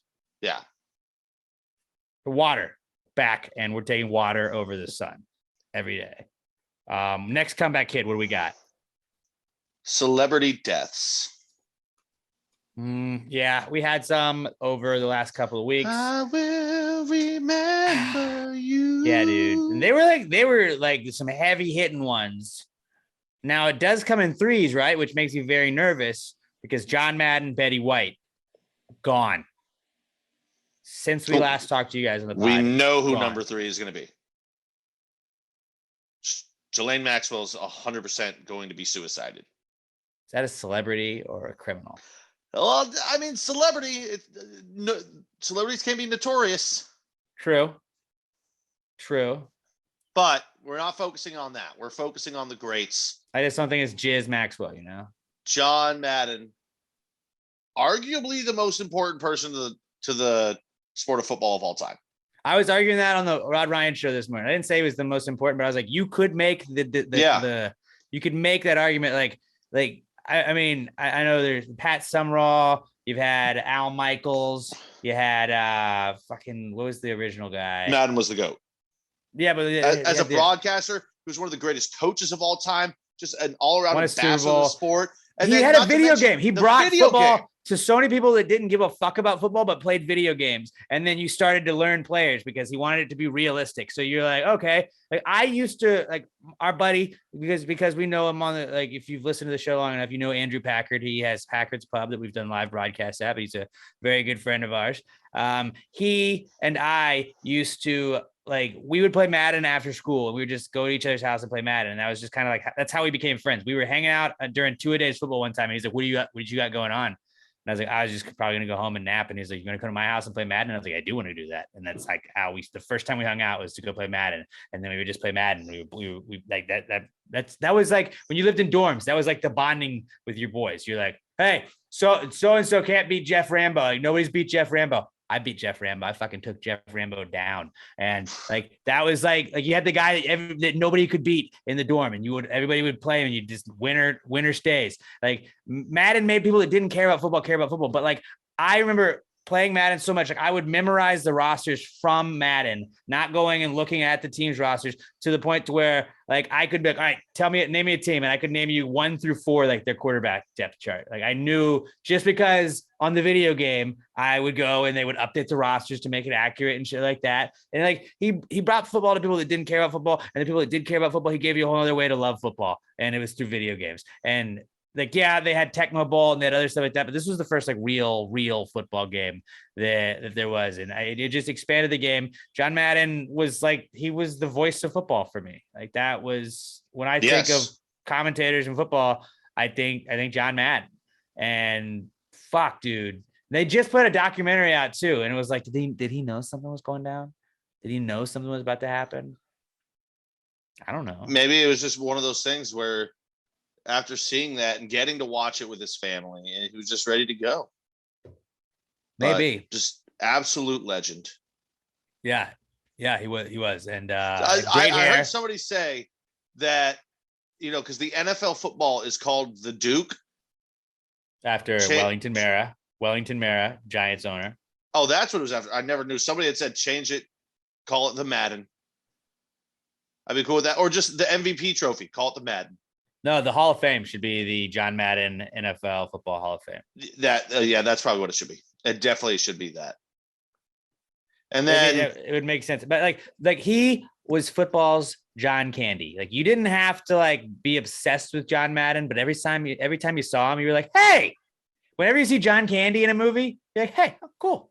John Candy, what's he up to? That's cool. Oh. I mean, RIP to both of them, but he was football's John Candy. You were never fuck. I'm sure there are people that hated Madden, but then those are people that I don't want to hang out with. But yeah. John Madden, he made eating turkey post game on Thanksgiving, the players were eating the turkey legs because John Madden's oh, we got this all, we got turkey, and now we're gonna give it to him, and boom, he did the turducken. I learned about turducken because John Madden. Turkey, it's a duck, it's a turkey, a chicken, and a duck all in one. And you see, they're caught right here. He had the teleprompter, the telestrator stick that would it eventually evolved into everything looking like a dick and balls, but John Madden would use it to just be funny, and he was the best, man. So much of my childhood watching football was John Madden. There was a special love that I had for him too, that most Packers fans had, because John Madden, above all else, loved Brett Favre. Absolutely loved everything about him. The fact that he had an absolute howitzer for a right arm, didn't give a fuck who caught the ball, He was just throwing it everywhere. He was fun to be around. He was a jokester, and he just loved the game of football. So Madden was just like, this is the greatest football player that's ever lived. You could be talking about street signs and cowboy hats, and John Madden would find a way to bring it up and make it about Brett Favre. There's a great bit from Frank Caliendo. Go look it up on YouTube. Pause this and go check it out, and just type in Frank Caliendo, John Madden. And it was a whole stand-up bit where he just talks almost like sort of along the lines of that, where just like nobody ever loved Brett Favre more than John Madden. Nobody did. And did you see Favre put out that statement? Just like, you know, he was a mentor to me. He was a friend. It was just like, I don't know what's going on losing John Madden, but I need to check on Brett Favre. How's he doing? Yeah. I know Brett lost his dad in the Brett Favre game. And I want to say that was a Monday Night Football game that Madden was on the call for. And like John Madden was like his other father. Yeah, he was just as proud as his dad was. You know, it was a beautiful relationship of just dudes that loved football and loved having fun. If like they were two of the most fun guys ever. If I was a commentator getting to commentate on Daniel Jones, that's like the love. That's the amount of love. Even though I would really probably put that with Eli Manning, but like, yeah, I'll just say it'd be Jones. Eli for you. But yeah, and then RIP of course to him and Betty White, and then Betty, my love, my one true love. I missed her by about 70 years. Two ships passing in the night, almost. And I've said for years, if there's one celebrity I could bang, and this isn't prime, I've always said it would be Betty White for the story. Yeah, she ate a naked hot dog every day. That was her secret. A hot dog and vodka. That was so. I can't remember who said it. They said the only time they ever remember anybody getting a standing ovation at the SNL after party was Betty White. I mean, absolute legend. Nobody didn't love Betty White. I didn't really like. I mean, she was in a bunch of stuff. I didn't watch Golden Girls. I wasn't like you obsessed should with go Betty. back and watch it. I wasn't obsessed with Betty White, but like you like it. Nobody hated Betty White. You know, like it was like fuck Betty White. It was like John Madden. I'm sure that there are more people probably that hated John Madden than Betty White, but like who the fuck hated Betty White? Whose roast was she on? She was on one of the roasts. That was great detail. Sorry, it just popped in my head. Fuck, I guess she had one back in the day. I don't know. It's not popping up the way I want to. I'm not gonna spend that much time Googling it. But I remember she was great at roasting people up until like 2 days before she died. She released a thing like semi-roasting Ryan Reynolds online, like, yeah, he just needs to get over me and just accept that I don't love him back. Like, fuck. Like R.I.P. R.I.P. 2 legends that we lost last week or so. Hey, cheers. Cheers to Betty and John. All right. Our next comeback kid we got this week is real quick though, too. Also, just to tie that up, I saw a meme yesterday, and all of you Call of Duty players will get this. If you don't, you won't get it at all. It was a picture of somebody parachuting back in, and it said Betty White returning after defeating John Madden in the Gulag. Yeah, that's pretty funny. It's a good one. If you get it, you get it. If you don't, then just ignore us. Don't worry about it. Next comeback kid is Antonio Brown, because he just straight up quit and took the pads off, threw the pads and the helmet on the ground, and then threw all of his shit to the fans as he went off, and got not an Uber, but got a driver to come meet him because he had to get a ride, and just bounced. He just bounced on the Bucks, and then he got cut. And I don't know. Somebody needs to check on Antonio Brown. Yeah, like I have said, like that dude, he's definitely got brain damage from like the hits that he's taken and stuff. And someone was like, there was another thing I was listening to. It was like, don't fucking do that. And I was like, all right, that kind of makes sense. Like maybe it is just maybe something bipolar or something like that. That dude definitely is not all there. He's got some shit going on. All right. He's got some shit. Yeah. He's taking some vicious hits to the head. in his career too. So you can't really blame him. Yeah, he acts like an asshole all the time and kind of always did even before the hits. But this one was fucking crazy. It's a head case. And it was all over bounced. And then the team came back. The team came back in that game and won. You can never give Tom Brady any motivation. And he was like in a fucking car getting driven around New York City as that was happening. And so for those of you that don't know, he said his ankle was hurt. The team was like, no, it's not. Get in the game. And he quit football because of that. He was like 8 catches away from $1 million bonus with a game and a half to go. It was a little bit after halftime. Said his ankle was too hurt to play and then proceeded to skip across the end zone as he left. Doing that, like hyping everybody up, trying to do the, hey, yeah, that's right. Like waving his hands up in the air. Walking across the field in the middle of a play. Technically, they could have been flagged for too many men on the field. At that point, he was on the team, though, because he had quit. He was still wearing part of the uniform. Can you imagine trying to argue that? Be like, well, no, he quit. He quit. He's not on our team anymore. Like, well, I mean, he's wearing technically, he's still part of the team. They have not yet officially released him. Oh, really? Yeah. He has not yet hit the wire. So technically, officially, he's still on the team, but he is not. The Bruce Arians, immediately after the game, was like, "Yeah, he's not a Buck anymore."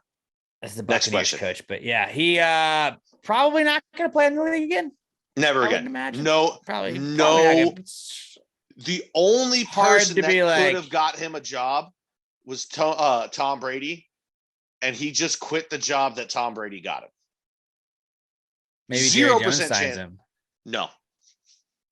You think Antonio Brown is going to do well so fast on the Cowboys after Dak misses him for the second slant in a row when he's wide open? You think that's going to go over fucking well? Hurt his calf, and the calf is your arm, which is why you have bad throws, right? I mean, we're Dak apologists on this show. We care about his last 4 games or 3 games. He's 8 touchdowns, 0 interceptions. But also, if you've watched any of the games, he's played horribly. It's just receivers making amazing catches and him missing throws again. You know what I've been doing? We'll move on from Antonio Brown cocaine? After this. Not cocaine. I have not been doing cocaine, but just checking. What I have been doing is I'm out on Joe Judge. Check out Claire at Big Blue Podcast with as me well. And You Mike should Fish. be. I was a Joe Judge apologist, and something happened. Something just snapped this weekend where I was like, fuck that guy, dude.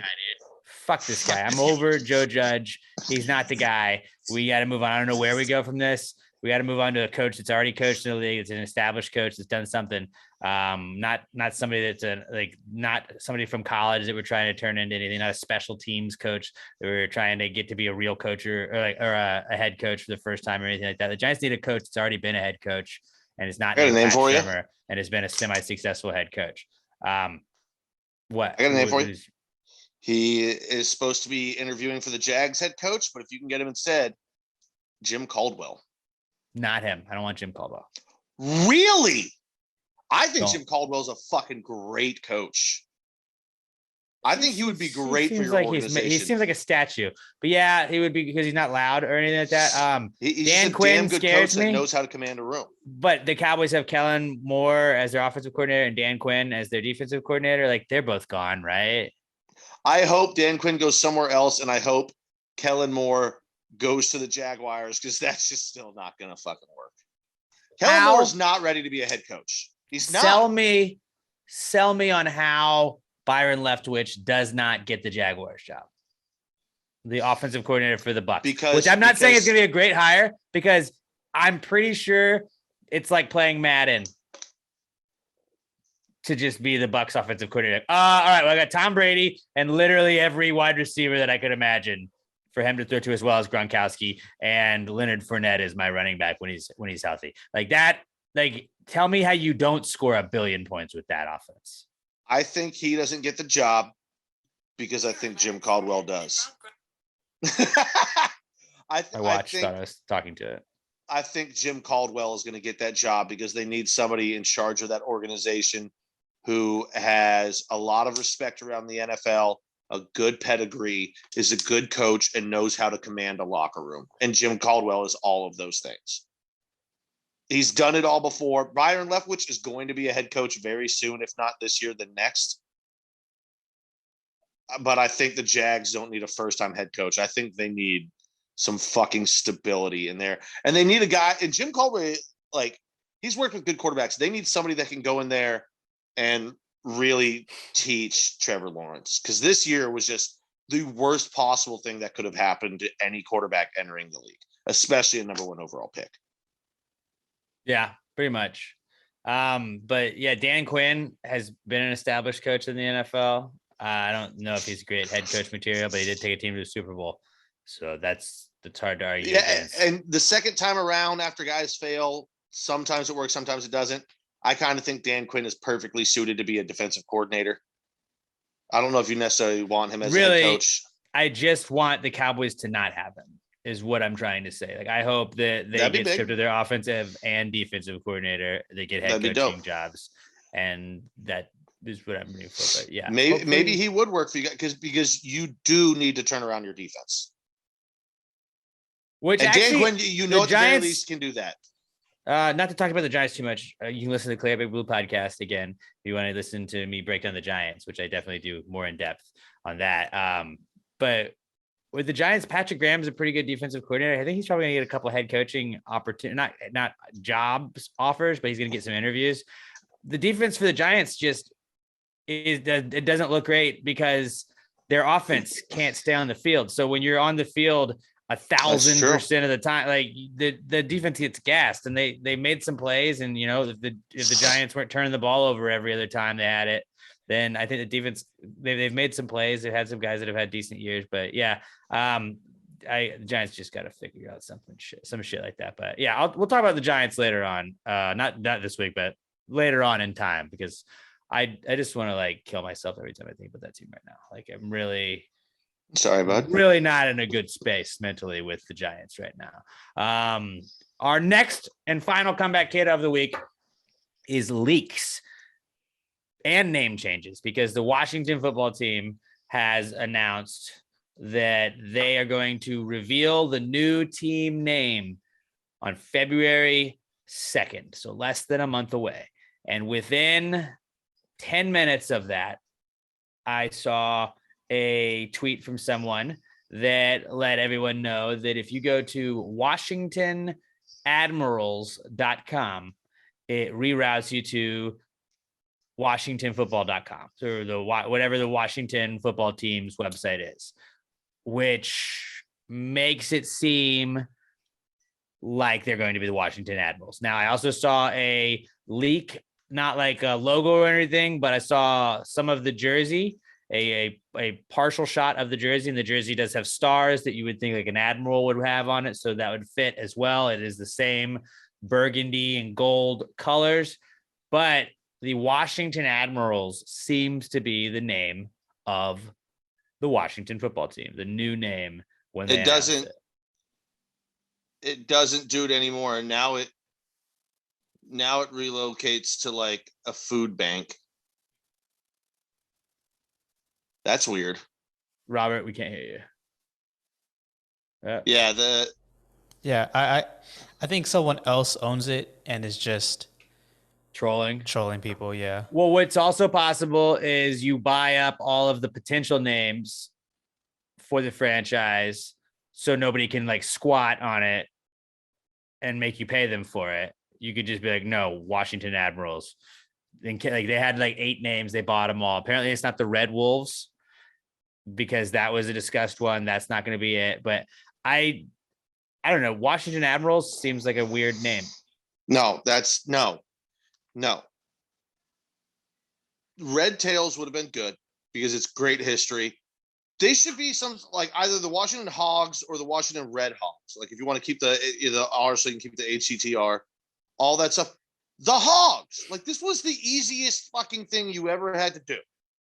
Like the Hogs make sense. The Hog Mollies, that's history. Yeah, not that's Hog historic. Mollies. That's if you're gonna be the Hog Mollies, you have to name yourself that in like 1904, like the Knickerbockers. No, but like that was like the nickname, like the Hogs. It makes sense. We got a bunch of Hogs up front talking about their line. But I like the Red Hogs. Hear me out on this. Like, does this? And I said this day one when they were like, okay, we're gonna change it to the Washington football team. And I understand, you know, you're catching up with the times. You're trying not to like offend people. All right, you know, like that makes sense. You're trying to sell tickets. You're trying to like with Dan Snyder as your owner and all the shit that's gone on with that team already. Like, you want to be like, hey, we don't promote a culture of just hate and disrespect, which is kind of what was going on behind the scenes, not towards Native Americans, but when people were offended about the name.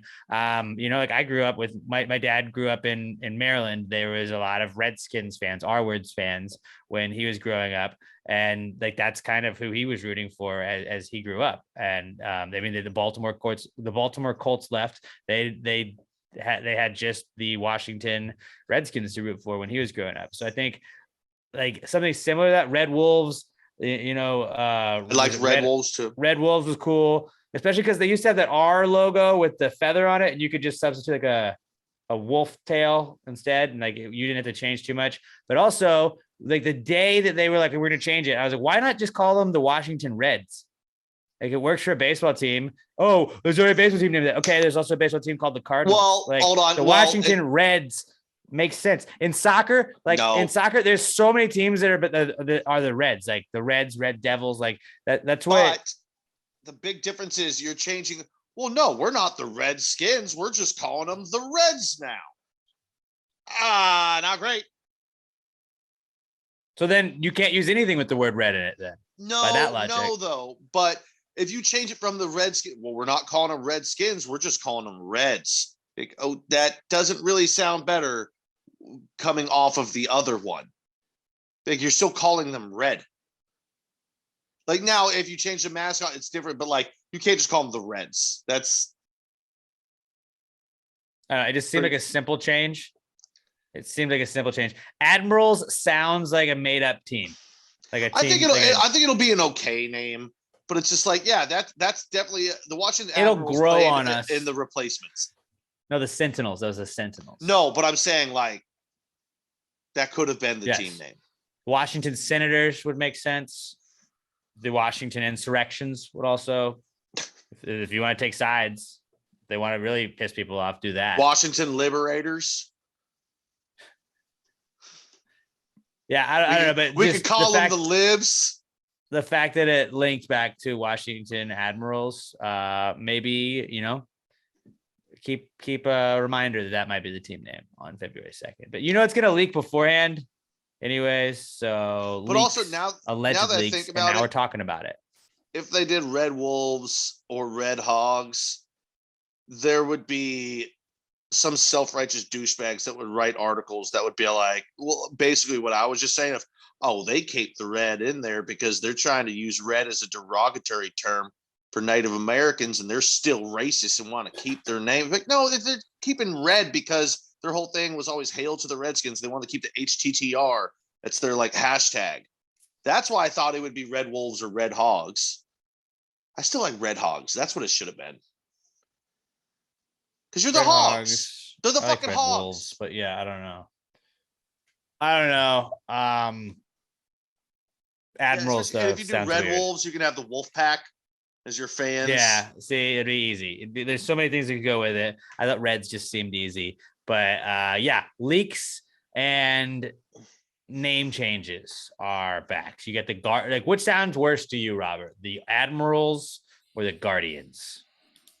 If you wanted to play for the Cleveland Guardians or the Washington Admirals.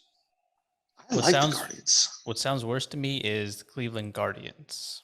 I liked that name, actually. But the Guardians, when you find out why they called them that, it makes sense. It's like Buckeye sounds stupid until you're like, it's like the state flower of Ohio. Okay, that kind of makes sense. Hawkeyes, whatever. Like when you find out the story behind some team names, you're like, oh, I get that.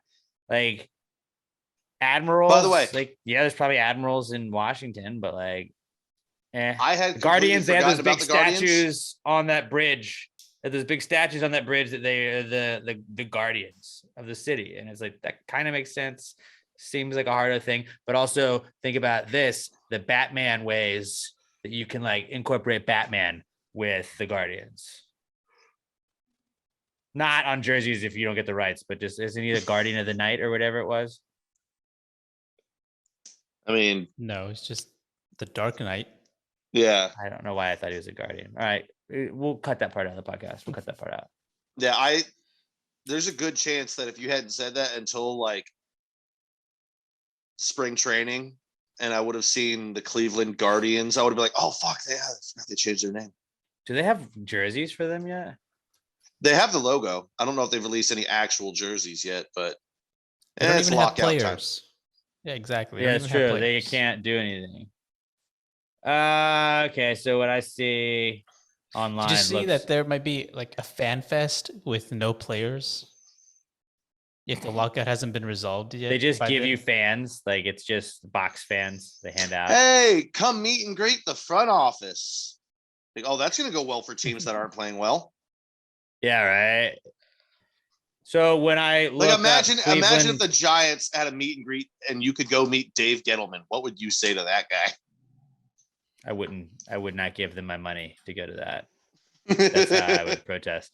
When I Googled Cleveland Guardians jerseys on fanatics.com, it's just where it looks like the Indians font. It just says Guardians. So I don't hate that. Like it seems like you're keeping up with the consistency. You just have to ban the movie Major League. Just gotta ban. What are the fans going to be called now? Can't call them the Tribe. The Garters. I don't like the logo. Ooh, it's a baseball with a G, like as like. It looks like something like I could have created. You know what? You know what it almost looks like? It kind of looks like a modernized take on the Major League logo, like the movie Major League, where instead of it being a baseball with a mohawk, it's that thing now. Well, what they should have done is just like it should have just been the C. Like baseball gives you such an easy out if you don't have like a logo. Just go with the script letter. Like they already had the C that Cleveland wore the last couple of years because they didn't want to wear Chief Oahu or whatever his name was.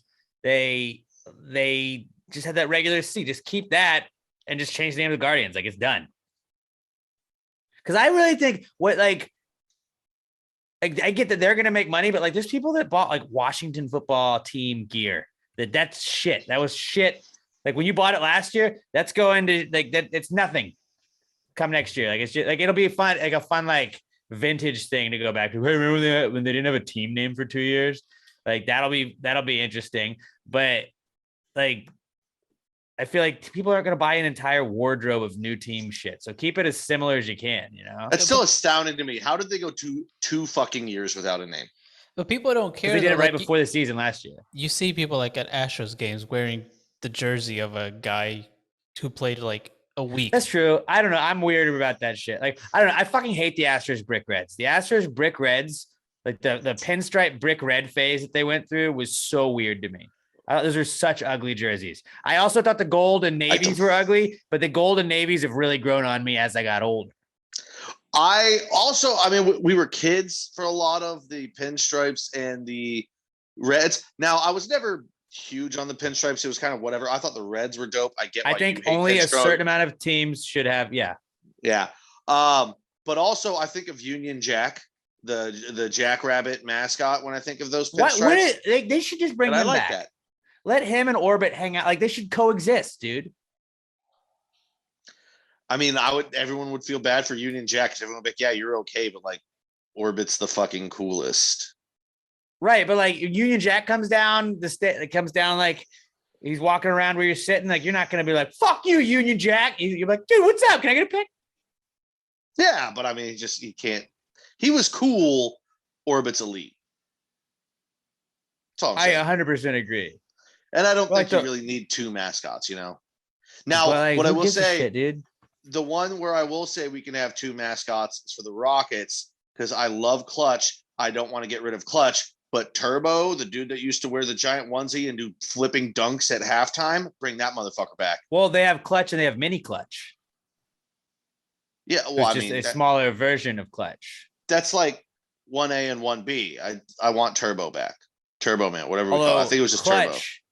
Clutch is low key. It's like one of the worst / best mascots out there in sports because it's like, hey, you know what would best represent this team is a fat bear. Yeah, it has nothing to do with the team. I don't know why Clutch is a bear. A bear with a hula hoop waist. He's adorable, and we love him. Yeah, I hug Clutch every single time I see Clutch. Shout out to Robert Boudwin. He used to be Clutch. Maybe we'll get him on the podcast during this year. Well, ask him, hey, what was it like to be an absolute fucking icon? He was mascot of the year when they first started doing that. Like, he was the Rockets mascot forever.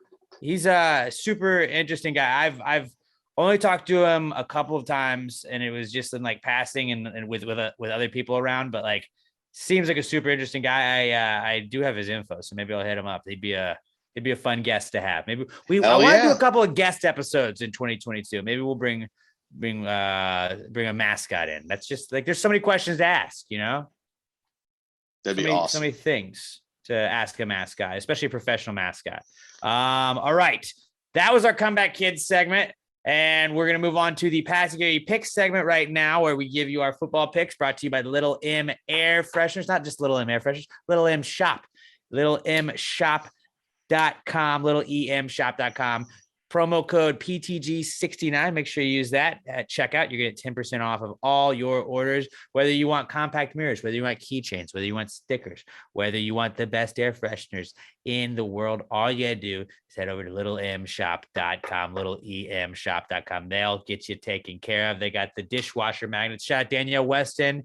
I had a list that I was given, and I do not have it anymore. But we had some Gravy Gang buy some Christmas gifts for their loved ones over the holidays. Really appreciate the Gravy Gang supporting Little M Shop, LittleEMShop.com. Give them a follow on Twitter and Instagram. They're at Little EM Tweets on Twitter and at Little EM Shop on Instagram. And be sure to use promo code PTG69 at checkout to get 10% off your order at LittleMShop.com. Let us know, like, send us a picture of what you got. Tag them, tag us. We want them to know that you're supporting the people supporting the podcast. LittleMShop.com.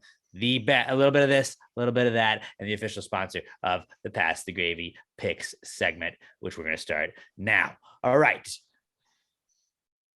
Okay, we didn't have an intro for that. My bad. It's a new year. You know, we've had intros for this before. No, we've been off for 2 weeks. We're finding the groove again. We weren't off. I was spending hours putting together shit last week. People were like, "Oh, you're not doing a new pod?" I was like, dude, I'm putting fucking best stuff together. Robert is doing best stuff as well. I meant this. This was. And Pat thought we were doing a new episode last week, so it's like Pat was working. I'm always prepared. Always ready. That's what we love about you. We do love that. But with previous co-hosts, I have had consistency issues. I love all of our previous co-hosts. With previous co-hosts, I have had inconsistencies. Sometimes, you know, schedules don't match up. Sometimes shit happens. Pat, consistency king. Most consistent guy there is. Whether it be, if it's a bad thing, he's always consistent. If it's a good thing, he's also always consistent at that too. So there, you can say, like, that was me in school. Like, I was like, I'm not ever gonna have the best grades. I'm not gonna be the greatest student at all, but I'm gonna have perfect attendance. And I had perfect attendance all but 1 year. And it was because I had to go to court one of those days. And it was like, I might not be the smartest or most well-behaved, but I'll fucking show up. There's something to be said about that, you know? I'll be there. Hi. All right? What do they say in sports? Best ability is availability. Yeah, and then like they'd always have to like give like the perfect attendance like certificate to people. And it was just like, yeah, bitches. I didn't get to like all A's or whatever, like not like whatever was equivalent to Dean's List or whatever. It was like, got a perfect attendance though. I showed up. You were there every day and still couldn't get good grades. I was here more than you idiots to have straight A's. Didn't get straight A's, but I was here. I was living. That's what I was doing. You should have been pulling 2 days. I should have. All right. Let's recap our picks from last week. Congrats to Pat, everybody. A round of applause to Pat. 3-0. Well done. I believe it's your fourth time this year going 3-0. I don't know. You would think I would track these to brag about them, but I don't. I went 3-0 twice this year, and very, very few and far between. Pat went 3-0. I was 1-2, And yeah, people were giving us shit about the Packers line. We picked games on Wednesdays and we picked games on Thursdays when we were not doing live episodes. Like, I would like to also point out, you want to bitch about that? I also hammered the Packers -13 on game day. Guess what? Easily covered anyway. Suck a dick. So fuck you guys. Not you guys, but fuck the haters. You not took the a people listening. -6.5 line. Bet that was easy. Bro, they won by 31 points. Yeah, what the fuck are you talking about? Like, it must be nice to make up your own lines. Like, I didn't. You don't know what day we picked these. With COVID, it could go poor. It could go horribly wrong. Like half the teams could be out with COVID, and they would just get destroyed. Yeah, it works to our detriment more than it helps wrong. Us. The Packers won by 27 points, which, by the way, there's never been a 27-point line in the NFL's fucking history. More than 13. More than 13. Last year, when the Broncos didn't have a fucking quarterback, the line was like 17. I remember we got that. We had Saints over Broncos, and the Broncos had to go with like a wide receiver that played like on their practice squad. And we were like, dude, we got the Saints -3. And then the Saints won like 40 or whatever it was. But I remember people were they were chirping us about that. But dude, who cares? Even though we went off on the haters, we don't care. We don't even care. You know what? Happy Manuary to all the haters. Yeah, I went 1-2. Pat went 3-0 on the season. We are in a boat race right now, Pat. Literally as close can be without being tied. We are a half game apart. I am 29-22 on the season. Pat is 28-22-1. Since I went 1-2 last week, I will start this week, and it doesn't look like we have any games that are the same. So I'm going to go with I had the Bengals. I was going to take the Bengals, and I didn't realize that they're sitting players. I thought they were playing for something. I thought they were trying to play for home field advantage. They had to have some help. What would you like to say to me? Thank you, Pat. Pat, let me know that Joe Burrow is not playing, or their running back is also out as well. So shout out to Pat. Big friend move. I'm a man of integrity. Hey, that's how you celebrate Manuary right there, by lifting up your fellow man. And I appreciate you. I love you, buddy. I love you, buddy. Hey, yeah. Zoom handshake right there. I hope you're watching the video version. I was going to take Cincinnati, but because they're not starting all their starters, not doing that. So I decided to go to my bread and butter because I think the Giants are a hot pile of garbage. I don't think the Washington football team is great, but they are better than the Bears, who blew the Giants out. I also hope that Danny is not playing. So Mike Glennon and or Jake Fromm, who have, I believe, combined for like 16 points the last 4 weeks. Whole 16 points in this New York. Like, we have scored less than 20 points. I'm pretty sure on the year. 4 weeks. On the year, I think I saw a stat that said the Giants are averaging like 15.5 points a game for the year. That's only because we had a couple games where we scored a lot of points against bad defenses. But that was with Daniel Jones. Regardless, also Josh Esquivel, I know you listen. I appreciate you listening. I know you're a Cowboys fan, but you're just tagging me in the meanest Giants memes. You tag me in all the meanest memes, and I finally did the Dwight. Are you trying to hurt my feelings? Because if so, you are succeeding. He's projecting because he knows Captain Checkdown isn't going to be able to take him to the promised land. It's fine. I can handle it. Because it doesn't matter. If your team doesn't win a Super Bowl, then you finished basically the exact same way as the Giants, and you just don't get the draft picks we have. So he's just mad because his highest paid running back doesn't even have 1,000 yards rushing, and his highest paid receiver, I'm pretty sure, doesn't have 1,000 yards receiving. So regardless, I appreciate him involving me in things. He just tags me in very mean Giants memes where it's like, hey, teams that scored 50 points this week. Like 4 teams. How many points did the Giants score the last 4 weeks? It was like 40 points. Like not like last 8 games, the Giants scored like 40 points, some shit like that. Something really stupid. They can't move the ball. The offense is non-existent. They're going to get blown out by the Washington football team. Washington football team -7 over the Giants. My first pick. I'm going to take next the New Orleans Saints, who have an outside chance to get in. The Saints, if they win and have the 49ers lose to the Rams, they will be in the postseason. The 49ers have Trey Lance, rookie quarterback, starting because Jimmy Garoppolo is not going. So the 49ers could lose this one. Rams want to play this game and win. 49ers could easily lose this one. I think the Saints show up and the Saints play, and I think they're better than the Falcons by a touchdown at least. Yeah, so Saints -4 over the Falcons. I almost took this. I will be betting this game.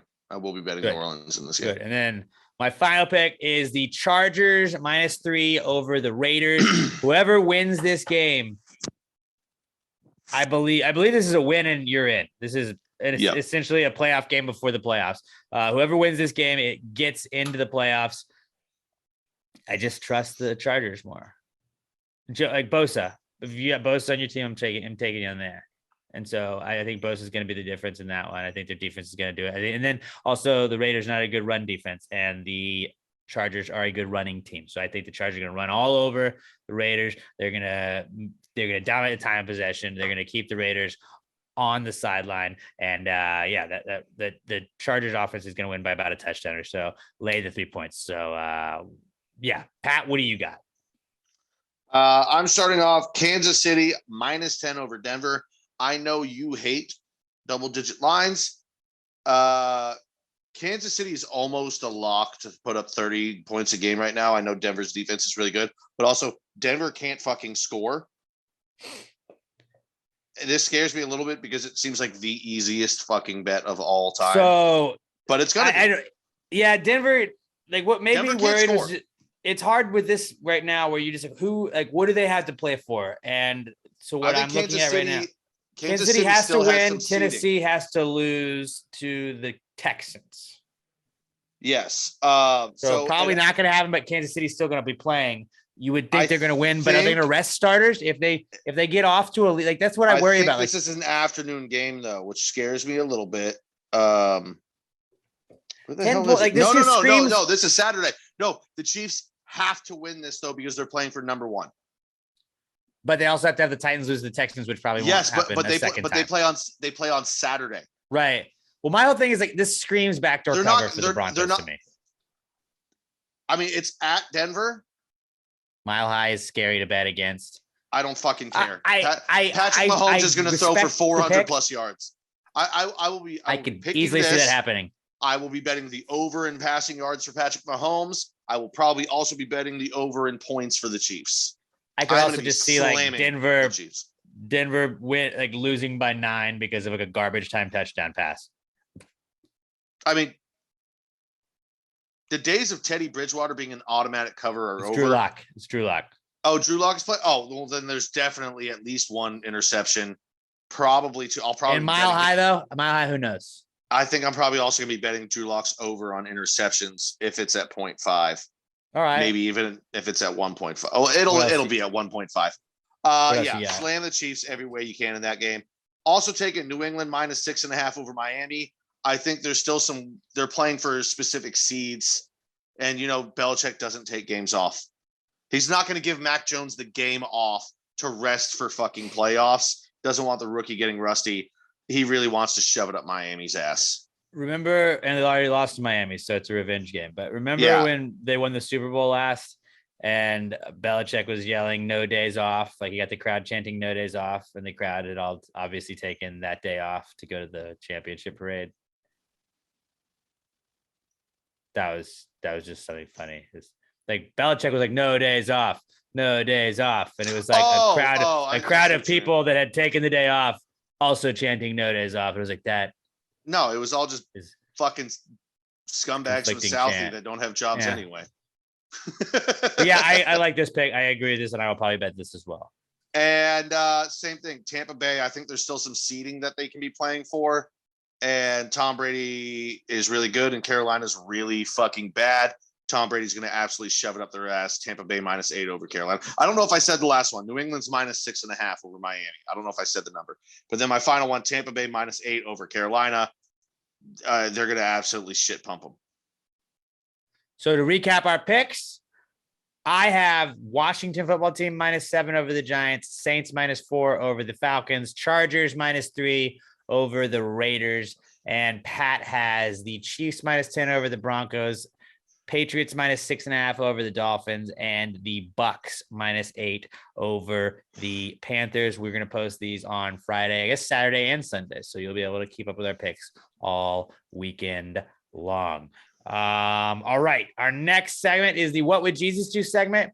throw Jesus in a situation in today's times. If you had the WWJD bracelets, they should have worked like a fortune cookie where it tells you what he would do in certain situations, maybe like an 8-ball.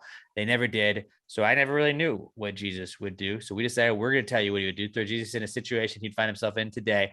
Use the hashtag PTGWWJD to @PassGaryPod on Twitter. I'm at Alex J. Milton. Pat's at not Pat Dan. Robert is at Robert Barbosa 03. Hashtag PTGWWJD to @PassGaryPod. We're going to do this segment until you guys stop submitting questions for us or submitting scenarios. Hashtag PTGWWJD @PassGaryPod. This is the What Would Jesus Do segment. Jesus, what would Jesus do? Jesus, what would Jesus do? Put him in a situation in a modern time. If you wrote this jingle, do you think he'd make it rhyme? So think about this crazy world in which we live today, and how would Jesus handle it in any given way? All right, Todd Voss at @as_scene_by TV on Twitter. I believe the reigning back-to-back Gravy Gangster Award winner, the only person to ever win the Gravy Gangster Award at the Gravies Awards. He says, if Jesus had a pet parrot, what would he teach it to say? This is the easiest one we've probably ever gotten. If you say Polly want a cracker, I'm going to lose my mind. Teach him to say the word of God. What is the word of God? Amen. There you go. Amen. Amen. Amen. Amen. You could sing it too. What if he had a sense of humor about it though, and he told him to be like, Jesus Christ?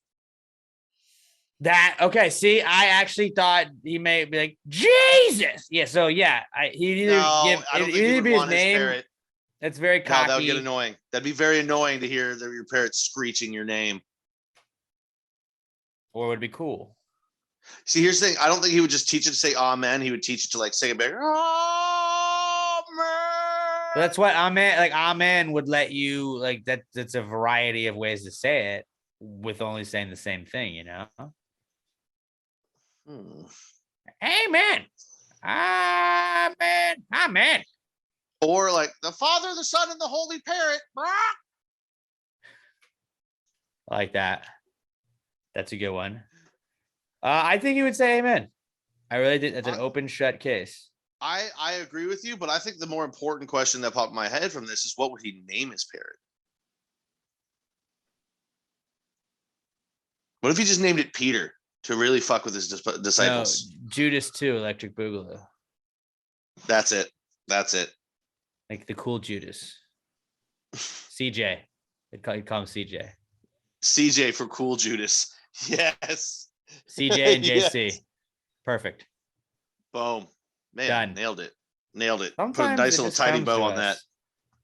Sometimes it just comes to us. And you know what, Robert?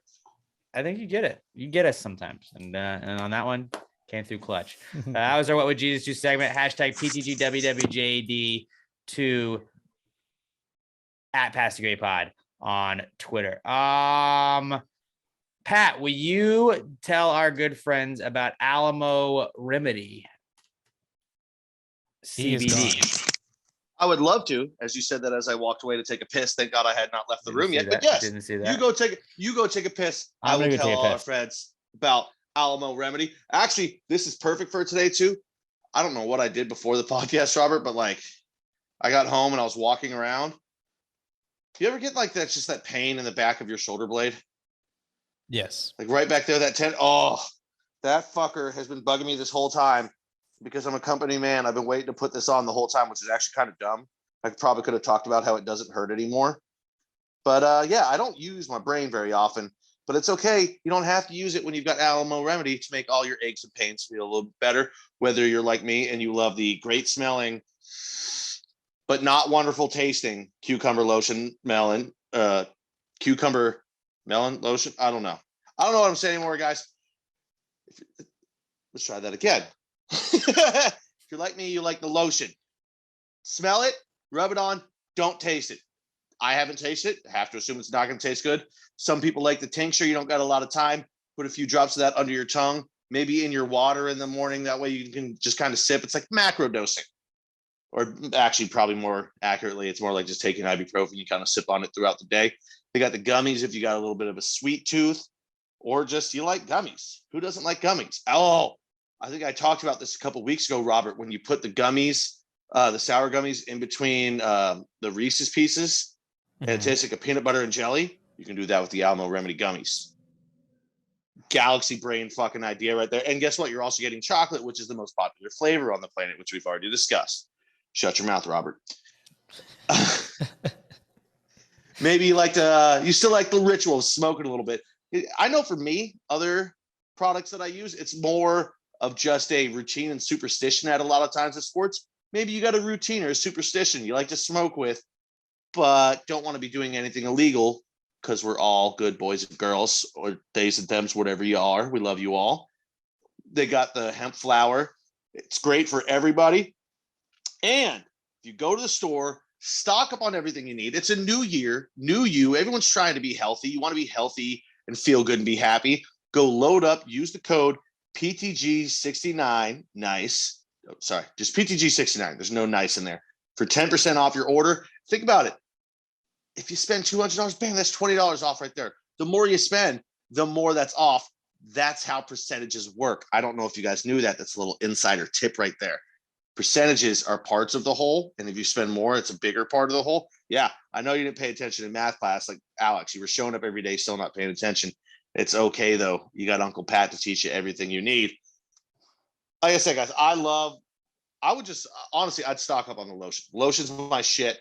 I do need to get the gummies because I am a fat bastard now and I have not been sticking to any sort of diet. So I might as well be eating the gummies, right? That's my shit. Yeah. Either way, go to almoremedy.com, PTG69. Get one of everything. Just PTG. Oh, sorry. The ad says PTG69. Thank God you showed up at the end to correct that, or else people would have been pissed off at us. Yeah. Get one of everything. Just promo code PTG. Try them all, and whatever you don't like, give them as gifts. You'll look like a great fucking guy or gal, or they or them. Who knows? Exactly. Yeah. Accepting of everything. Alamo Remedy CBD, the best CBD in all the land and the official CBD sponsor of Pass the Gravy podcast. All right, let's get to the not cool segment, which is really just our way to kind of vent and sound off on something that makes you say, hey, man, that's not cool. We got a bunch over the last couple of weeks. We're only going to use a couple of them right now just because I figured, for time purposes, we could have done 47 of the listeners submitted ones this week, but if you submitted a not cool, hashtag PTG not cool to @PassTheGravyPod on Twitter. Make sure, you got a hashtag PTG not cool. You can't just send it to us and write that because we search the hashtag. That's the easiest way we do that. Hashtag PTG not cool @PassTheGravyPod. Tell us something that makes you say, hey man, that's not cool. It can be something as little as stubbing your toe and something as big as getting run over by a bus. Like all those are varying degrees of not cool, but still constitute a not cool. Hashtag PTG not cool to @PassTheGravyPod on Twitter. This is a not cool segment. Not cool, man. Dude, that's not cool. Not cool. Not cool. Dude, that's not cool. Not cool, man. Dude, that's not cool. Not cool. Not cool. Dude, that's not cool. Not cool. Not cool. All right, who wants to start off with some of our not cools? Here, I know we've been. I'll kick it off. Yeah, Robert, you start us. I'll kick it off. So for Christmas and New Year's, I was in charge of the grill and I was grilling. And man shit. Exactly. And which is stressful enough because I'm grilling for like 15 plus people. So like it's like nonstop. I gotta keep flipping, get everything done, and just keep going because everyone's hungry. But on top of that, the tongs that were available, because they weren't my tongs, it was like really added tension. So for like the next few days after grilling, my hand would hurt because they weren't like a good spring. Like I had to like really like push hard. How hard were you clamping the tongs? I had to use that much force to get them to clamp because they wouldn't clamp. Were they like those like workout things that you like squeeze with your hands? Basically. And it's like we just added tongs to it. Basically. Okay. Yeah. That's unfortunate. My hand would hurt for like the next few days. That is, and that's like a unfortunate injury too, where you're like, yeah, sore arm. I guess my you do when you lift grip in strength tongs? isn't so great. Damn. Yeah, don't get stuck on the side of a mountain anytime soon. Yeah, that'd be well, it'd probably be the last rough one you ever had because you die. You need to go to Hardo's gym, dude, and start working out that grip strength. Just in the corner, just crushing out hand cramp things. Maybe gain. That's what I want to make a gym where it's just like it's got all the weird things, not anything like it's got one bench press, but it's not got squat racks. It's just like the little like squeezy things that you do to like. I feel it's got to be like strength. Orange juice or something to get like your vitamin C or something. You're just squeezing like oranges, like, of oranges. Something like that. What if we had a string of gyms and it was like casuals, mids, gains, then hardos? Kaz gym. I like mids is just a gym. That's a cool name. I mean, sometimes I work out. I'm pretty fucking mid. Yeah. No, I like all of that. That's perfect. And then gains, and then the final step is hardos. Yeah, you get promoted. Like, and when they're like, "Hey, do you want to go to hardos? You're allowed to move up now." You're like, fuck, I gotta stop working out. God damn it. Yeah, I'm not gonna be back, dude. No. Bro, you're hitting it pretty hard at gains yesterday. I think you're ready for hardos. You're like, I had to cancel my membership. All right, I guess it's cutting season now. We're out of bulking season. Yep. What's your not cool, Pat? I got a couple. First of all, I'll start off right here. For those on the video version, I had a scab on my arm that I picked like early in the podcast, so I just started bleeding. I got some blood on my arm. You know, arm injury survivor, no big deal. It's pretty big. Thank you. My next one is Yellowstone finally ended, so I binged it in like the last 3 days, 3 or 4 days. Series ended? Well, the season. Oh, I'm gonna wait till the series is over. I binged the season, and it's 10 episodes. Game of Thrones that I didn't watch. So in like 3 or 4 days, I was just staying up till like 4 or 5 in the morning every day watching it, and then like being just super tired. Like I think I started on Friday night. I had Saturday morning off, but I think I put off doing my yard work, but Notre Dame started, so I was just tired, and I got super drunk while doing this. I was super tired all day for that because of it. So then I did it again Saturday night till like 4 o'clock in the morning. Then I had to wake up early to mow the lawn before football started. So then I was just tired of shit doing that. Called all the way up. And then the last episode of season 10, because it was the newest episode and it was just premiering, you couldn't fast forward through that. So I watched most of it. One night I had about 30 minutes left. I go, I'm going to shut it off. I'm going to finish it. Finish watching the stream through the Xfinity app on my laptop in my bed. I'm going to finish it and just go to bed. I get in there, it loads up, starts at the beginning, can't fast forward. So I'm like, son of a bitch. So I shut off. I go to work the next day. I'm like, what I'm going to do when I get home, I've got my 2 side-by-side TVs. I'm going to load it up on one, just let it run till it gets to that point. This was Monday now. And I'm just going to fucking let it go. And then I'll watch it. Or maybe it was Tuesday. I don't know. And so I do that. It gets to the point. I'm watching a bit of it. Then I pause it and I go to the bathroom. Man, shit. Taking too long in there. It reset itself because it was just on pause for too long. No. So I restart it and I go, no. So, of course, I go back into it.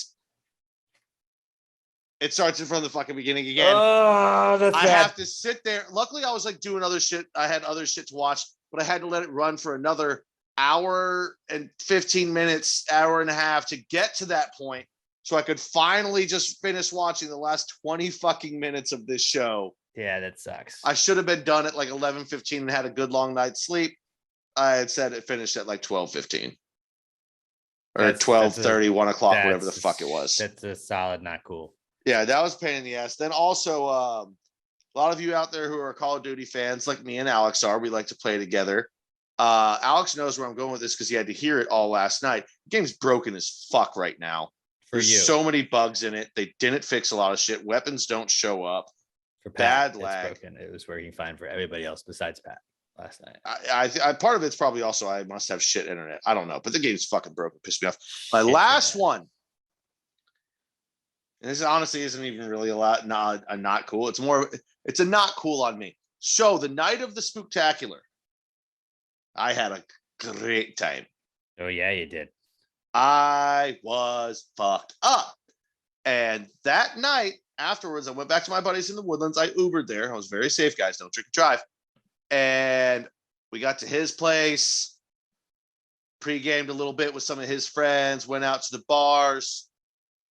Maybe it was only one bar. I can't recall if we went to one bar before this one bar that that was a good thing. When first you don't time remember how many bars. First time in my life I got thrown out of a bar. What? Yeah. You have never been thrown out of a bar before. I'm a happy drunk. But does Pat not seem like a guy that's been thrown out of like you would think handful of bars? You would think in my bar career, but here's the funny thing: I didn't even do anything. We showed up to the bar. They just were like, "Nah, not this guy." No, we got in. I immediately turn around to my buddy and I go, "I got to go take a piss." And as I'm walking away, so for those of you that know, anybody that spent time up in the Woodlands at Baker Street, there's the bit you get inside and then you go downstairs and it's the whole wide open dance floor. It's a big thing. As soon as we get inside, I go, I'm gonna go take a piss. And I walk away from him through this crowd of people because it's always crowded. And the only thought in my head is, I'm never gonna be able to find him. I'm way too fucked up. I'm never gonna find him in this crowd of people. Either way, I walk through the crowd, I go to the bathroom, I take a piss, I walk out of the bathroom. As I'm leaving the bathroom, a guy walks up to me and goes, "You need to leave." I am about 99.999% sure I didn't bump into anybody or anything like that. I'm just convinced I was so fucked up. This guy saw me and was like, "Dude, you can't be here." And goes to me being a non-confrontational, happy drunk. He said that to me and I go, "All right, makes sense." And he just walked me out of the door. And we're right there in the waterway. And I'm just thinking, and I'm so drunk, I don't even think, I think it was like, even if I call him, he's not going to feel it. I don't know how. I look to my left and he's on the patio. I go, "John, I got kicked out." He goes, "All right, let's go." I end up figuring out the next day, the reason I got so incredibly hammered. I woke up in the morning in Katy. I go to drive to the event. I bought one of those Jimmy Dean breakfast sausage sandwiches from the gas station and a Snickers. And then I never ate again the rest of the day. I never ate again the rest of the day. I forgot to fucking eat. I had a little bit. I had like one or two drinks, nothing crazy before we like even went there. Me shit. And then I hammered I'm guessing at least 10 beers, probably closer to 15 when we were at the event. Well, because they gave us a pitcher, so we didn't really count like the pours. And I was just getting other ones, and they're the high alcohol beers. And then, like I said, then we went pre-gamed, and it was just, I mean, I got kicked out of this bar at 11:15. Like we had just gotten there. Yeah. Like that is really funny. Like oh, okay. Like, yeah, I'll just leave then, dude. I was you need to get out here. And I was like, all right, yeah. Yeah, that's probably accurate. Probably an accurate thing. I'm not an angry drunk. I've never caused problems. You're not, but you're like a smart ass, which also can get you kicked out. So I wonder if you had said anything to anybody. Yeah. No. Sometimes it's like a out of place. That's what she said joke can like get you kicked out if like somebody's just pissy enough. When we got there, I had to pee so fucking bad that I went straight to the bathroom. And then walked out, and a dude walked up to me and was like, you gotta leave. You can't be here. And I was like, "Oh, yeah. And because I know at this point I was very visibly intoxicated. Because you weren't that drunk. I don't remember you being that drunk at Southern Star. Like you were feeling good, but you weren't like hammered or anything like that. Because I remember you hugging me goodbye, and I was like, "I'll talk to you in a couple of days or whatever." And I was like, "We should get together and hang out." And you're like, "Yeah, all right, totally." And then we never did anything like that. But like it was just like, I guess we always looking back, it was like, yeah, we made the drug plans like we always do. And I was like, that's consistent, Pat. My coworkers, like 2 days later when I was at work, they're like, "Yeah, you said something about being drunk on a stoop." And I was like, "What?" And I scrolled back through. It was when I first got back to the Woodlands. I had them drop me off at my buddy's apartment, and I'm sitting on his stoop. Like as I had like texted him like, "Hey, I'm here," afraid to leave the stoop because he was across the street at his girl's apartment. They were taking like a power nap, and I had just sent a selfie of me to my coworkers, like, "I'm fucked up on a stoop." And at this point, it was like 6:30, maybe 6:45. What did you call a fucking day? that makes sense how the rest of the night went. That I went and drank for 4.5 more hours before going to the bar. It makes sense. It really makes sense. I remember it was a good time. I went to visit my brother in Baton Rouge one time when he was at LSU. Shout out to Fred's Bar is where we were at. And I remember just being like, I need to leave. Like, I need to leave. I don't I've done that before too. I am drunk. And I was trying to go. Yeah, I was going to like stand outside and I was like, all right, hey, like, let's like, I got to bounce. And we were like, all right. My brother's like, all right, let's go. Let me get everybody. And I went outside and then I was like, I'm going to throw up. I'm going to throw up. I'm going to throw up. I'm going to throw up. But I was like, I don't want to be the guy that throws up on the sidewalk. Cause then like, you know, like it's gross. I don't want anybody to have to clean that up. So I walked back into the bar and like just yacked into the trash can when you first walk in. And the guy was like, you need to get the fuck out of here, man. I was like, I'm fucking trying. I'm trying. As I'm like, I'm trying. So you want me to throw up in here? I'm going to leave. And I was like, as I'm trying to like talk between throwing up and like, I was just like, no, I'm not trying to stay here, dude. I'm just trying to not throw up on your sidewalk right now. I'm out. I'm out. As soon as I'm done with this, believe me. The funny thing is they would have preferred you throw up on the sidewalk because they're not standing next to that. It's outside. They can just throw a bucket of water on that shit. But the one of them probably has to clean it. So I was like, I don't know. I thought I was doing the right thing. I was drunk, but it was just like, no, I tried to leave. I'm out. You're right. Good call. Yeah, I mean, I've been there before too. I just usually Irish goodbye in that situation. When I'm super fucked up, I might just tell my buddies like, hey, I'm leaving. And they'll be like, wait, why are you leaving? I'm like, I'm fucked up. I'm leaving. And I just walk away. I'll do that like all day. I haven't Irish goodbye in a good long time though. I also haven't really been out anywhere in like 2 years because, you know, the world. But what are you going to do? I have some breaking news, by the way. The Pope calls couples who choose pets over having children selfish. That's a random ass thing for the Pope to say. Yeah, that's why my Pope is the Pope of Houston, Pat Dion.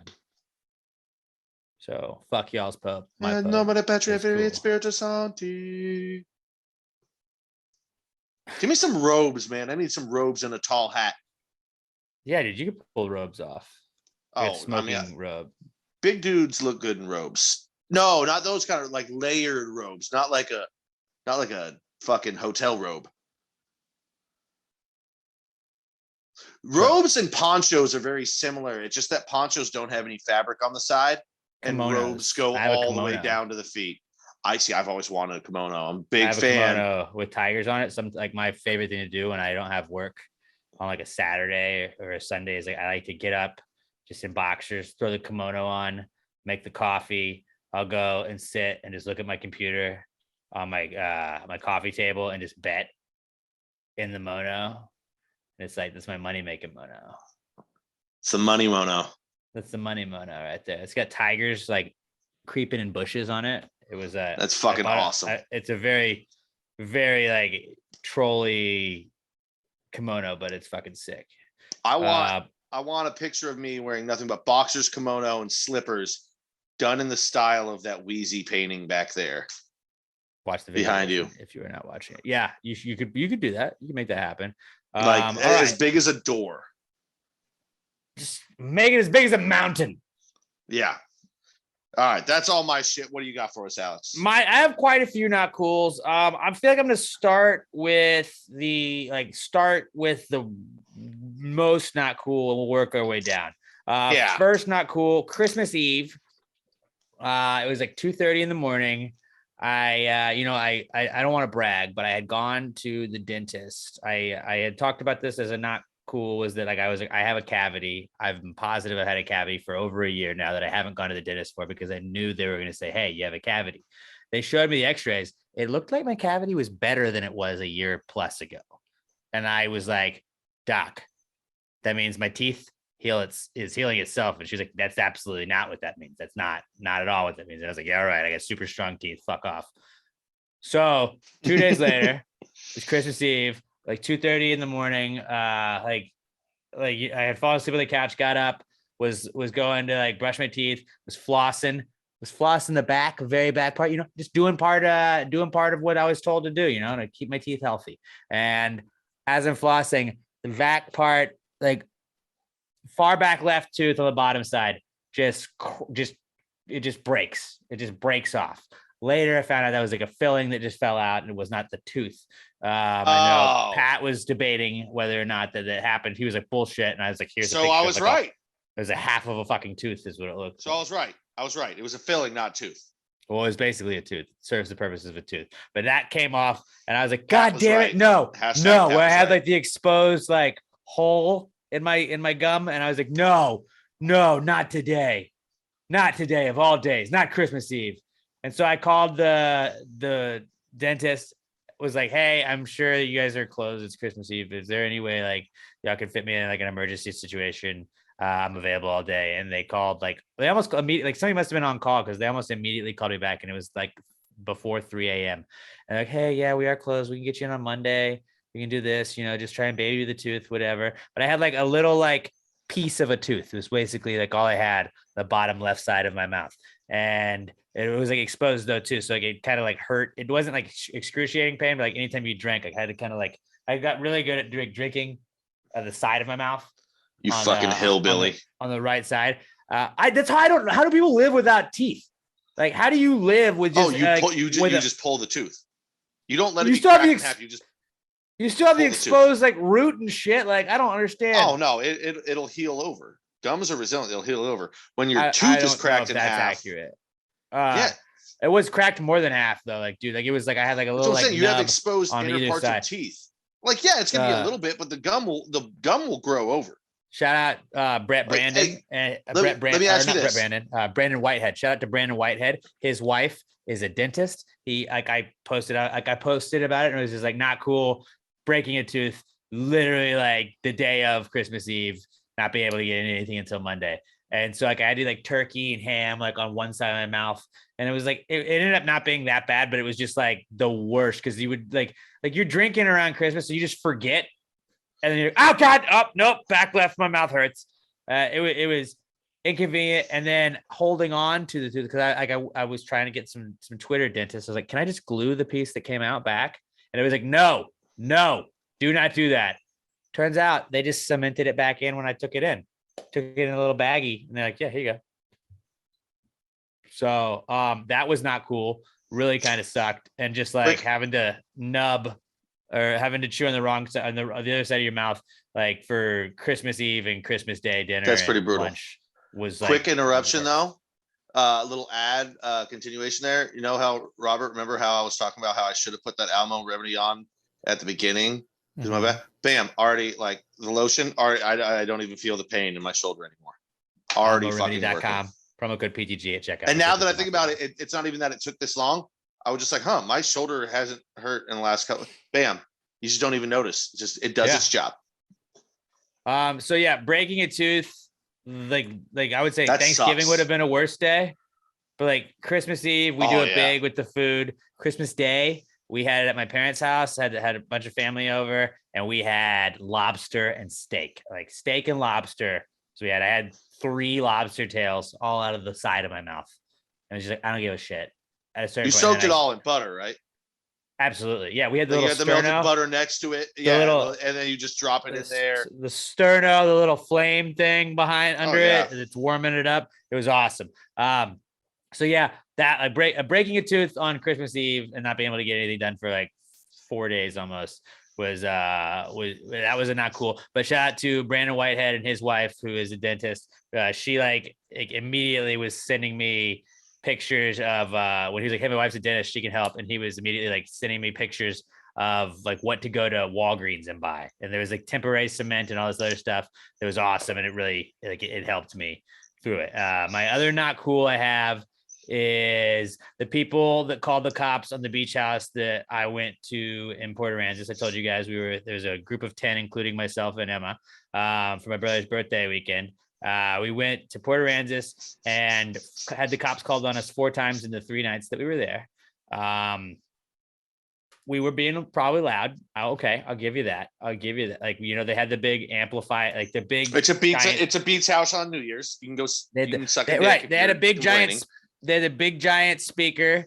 I understand it's loud, whatever. So the first night we got there, the cops were cool. They seemed annoyed that they had to come out, like, not at us, but they just seemed like this is bullshit. But like, it was funny because like they didn't come back or like yell at us or anything. They just would like flash a flashlight and was like, "What's up?"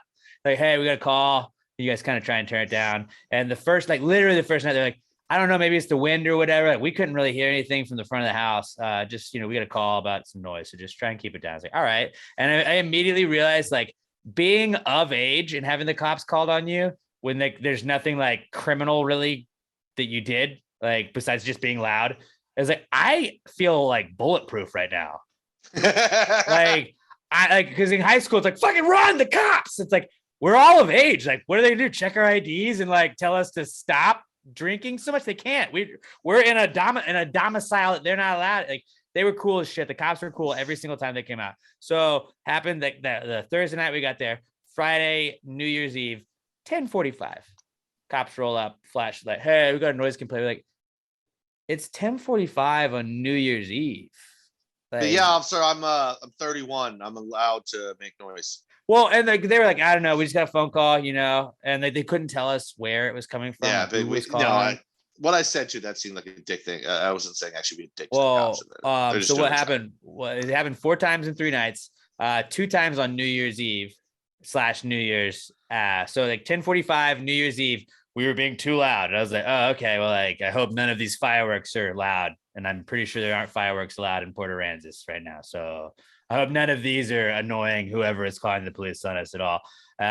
So then 12:30 New Year's Day, 12:30 a.m. New Year's Day, height of all the fireworks. Like, yeah, we're getting some noise complaints. I was like, fireworks. Like,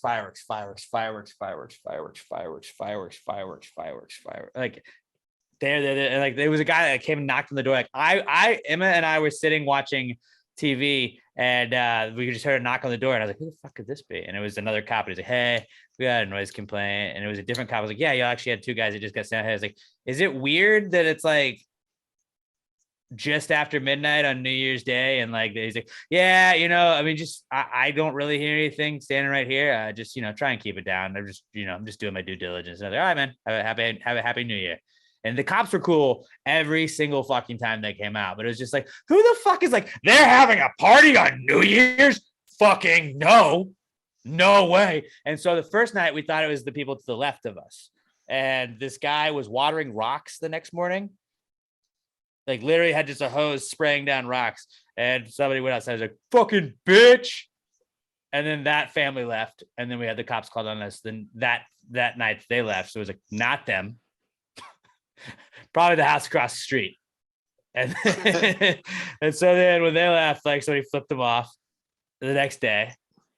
And then the final night, we realized it was this house that kept turning one light on, and they were probably peeking out, seeing what we were doing, and then calling the cops. So the final night we were there, we tried to get the cops called on us. So the cops had already been called on us 3 times the first 2 nights. Final night, we like had a microphone on the amplifier. We're like, "Fucking bitch, fucking call the fucking cops, bitch." And like, we were just kind of antagonizing. We're like, "Hey, we got a noise complaint." I was like, "All right, cool, thanks." And like the cops were cool every single time, but it was just like, dude, like we weren't being like ridiculously loud. We had some music going, and the cops even were like, "Dude, I don't know, maybe it's the wind, who knows." It's like, you just hate fun. You hate fun, and on New Year's Eve, and especially like I understand if it was 4 a.m. New Year's Day and we're still shooting fireworks and being loud, like, yeah, call the cops. At 12, like, you get at least an hour after midnight on New Year's to like be loud, right?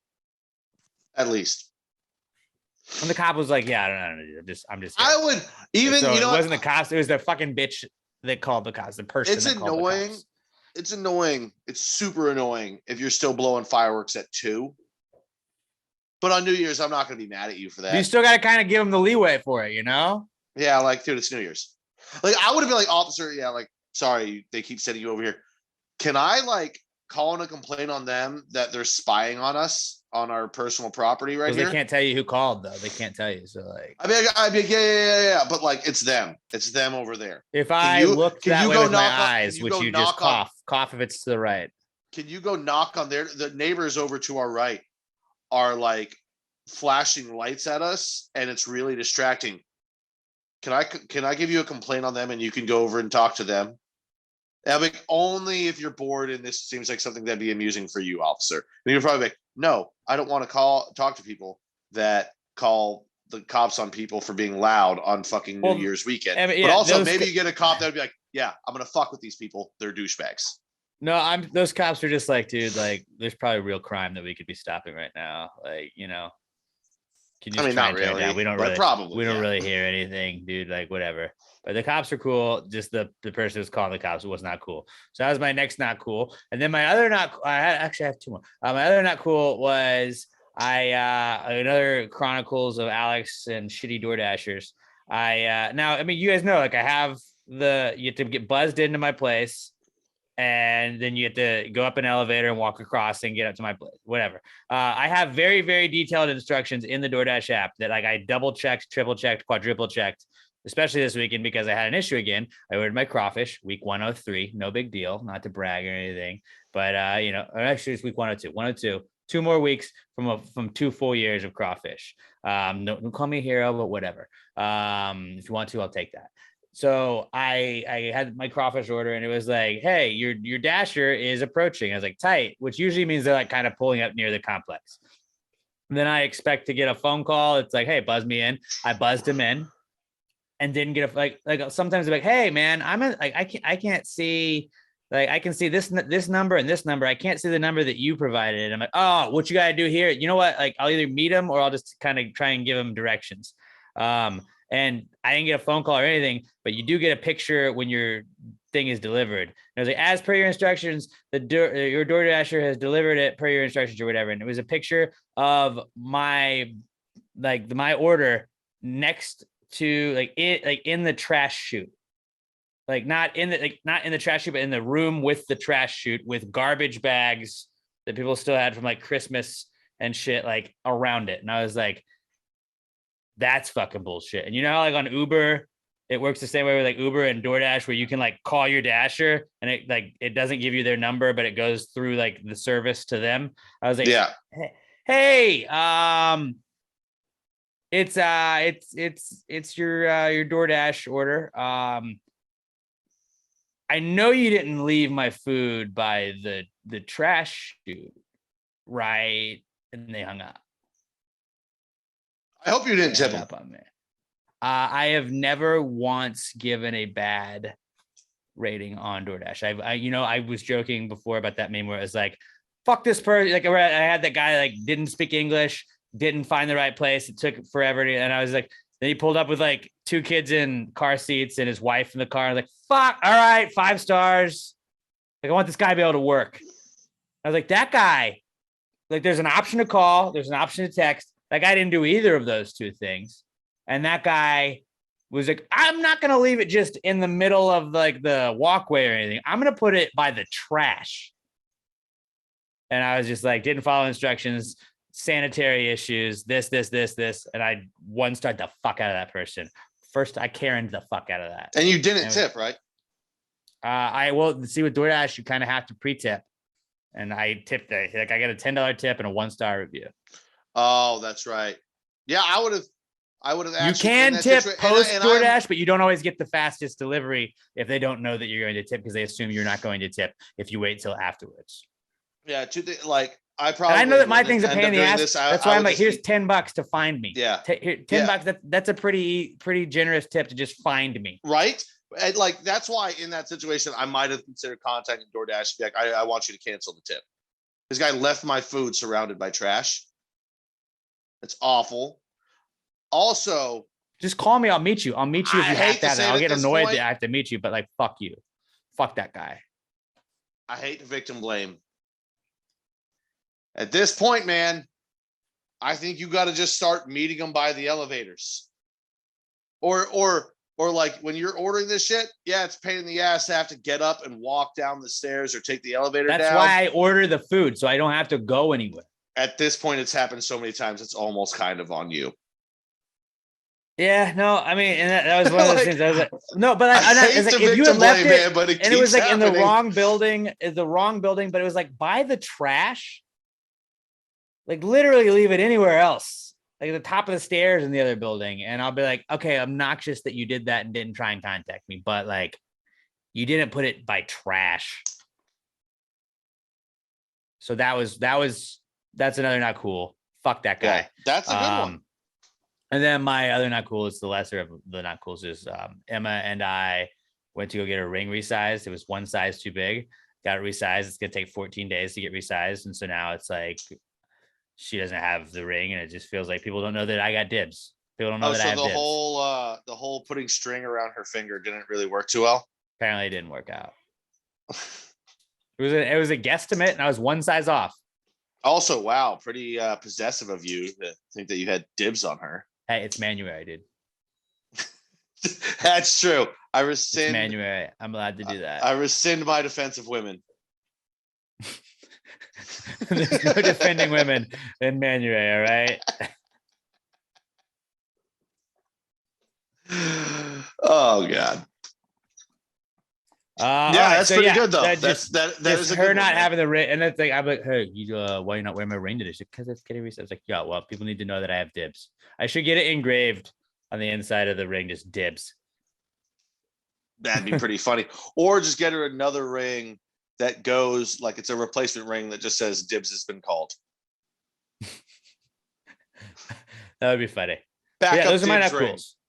Those are my not cools, and in varying degrees of coolness to not coolness. Our final segment we got is the answer segment, where you get your chance to ask us anything that your heart desires. Use the hashtag PTG Answers on Twitter at Pass the Gravy Pod. I am at Alex J. Milton. Pat's at not Pat Dan. Robert is at Robert Barbosa 03. Hashtag PTG Answers. That's how we sort through them. That's how we find them. You can also email them to us, answers@passgravypod.com. But we do check Twitter first, and it may get lost in the shuffle. Although I do believe we have a new answers participant this week. Like that's like we had some trouble kind of figuring out the rookies of the year. If you're a new listener to Pass the Gravy, let us know. I mean, we want to just welcome you to the show. We appreciate you guys joining the Gravy Gang. And Brandon Davis, Rod Ryan Show dad joke guy. He bought some gear at PassGravyMerch.com. You can get your gear at PassGravyMerch.com. But we do appreciate him joining the pod. He's been listening for the last month or so, and we love you, buddy. And we appreciate you hopping into the Gravy Gang. And welcome to the shit show, my friend. I didn't see. I don't believe it showed what he bought in there. I hope he bought a dad hat though. The dad jokes guy needs a dad hat. Yeah. Regardless, we appreciate you supporting the pod. We appreciate you listening to the pod, bro, and we're glad to have you aboard. If you're new, let us know you're new to the pod, and we want to give you guys a shout out on it because we appreciate anybody listening to us, and share us with a friend as well. The answer segment, hit us up at PassGravyPod, hashtag PTG Answers. Here we go. Well, if you just answered the question, why don't you just answer the question? Be honest, no big deal. Yeah, answer the question. Don't change the subject, just answer the fucking question.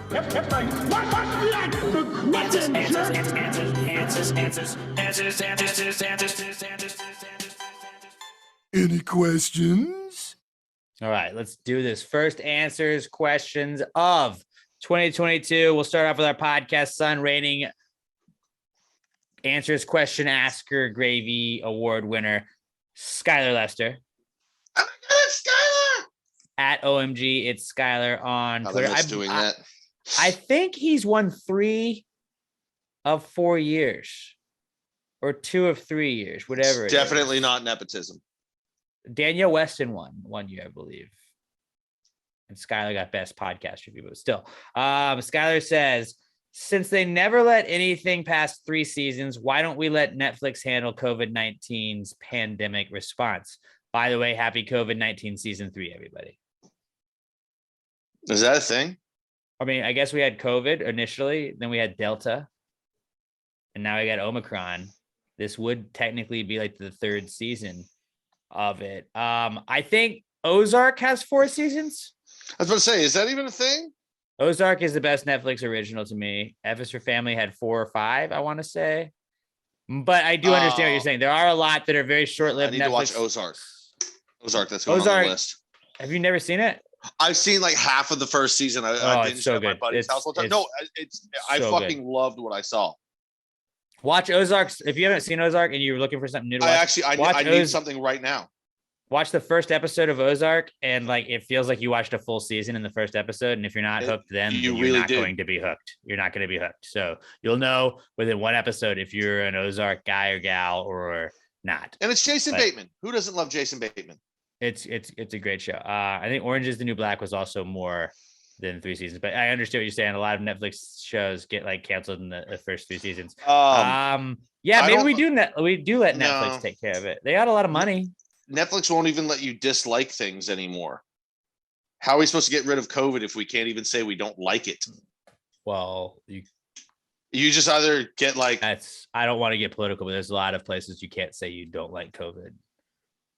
Actually, I think anywhere you can say you don't like it, you just can't say like I think COVID exists. COVID definitely exists. Like, but you can't just peddle bullshit on some places. I remember. I don't want to get into that. I'm not even going. It's not our place. It's not our place. There's way smarter people to talk about that, and this isn't that podcast. Yeah, but they're not funny when they say it. Like that. Isn't that what really matters?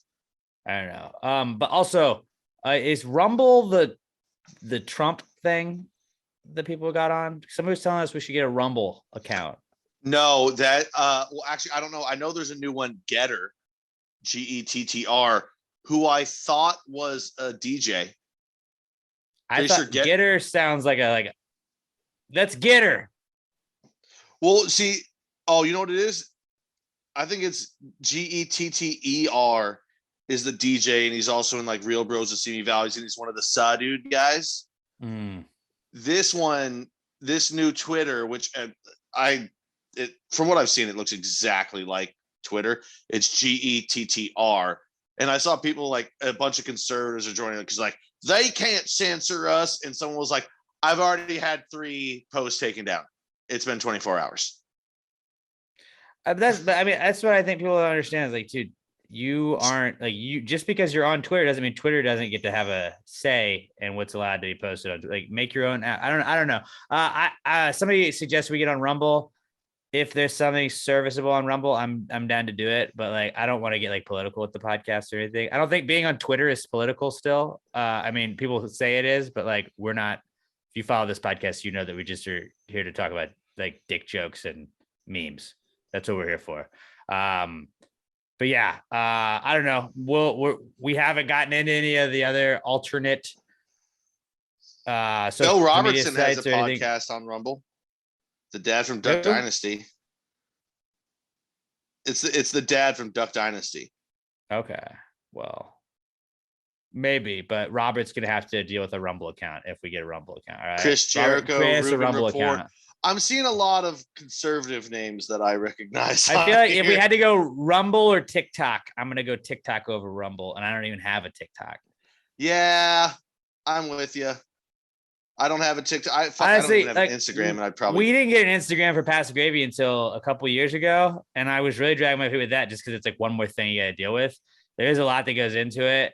It just like, and even if it's the same stuff that we're posting on all of them, it's just like it's one more thing to deal with. That's behind the scenes stuff. We don't need to talk about that, but I don't know how we got to this, but I think that yes, we should let Netflix handle the COVID response because I say no. Canceled within 3 seasons. I don't know. This does feel like season 3 of COVID though. OG COVID.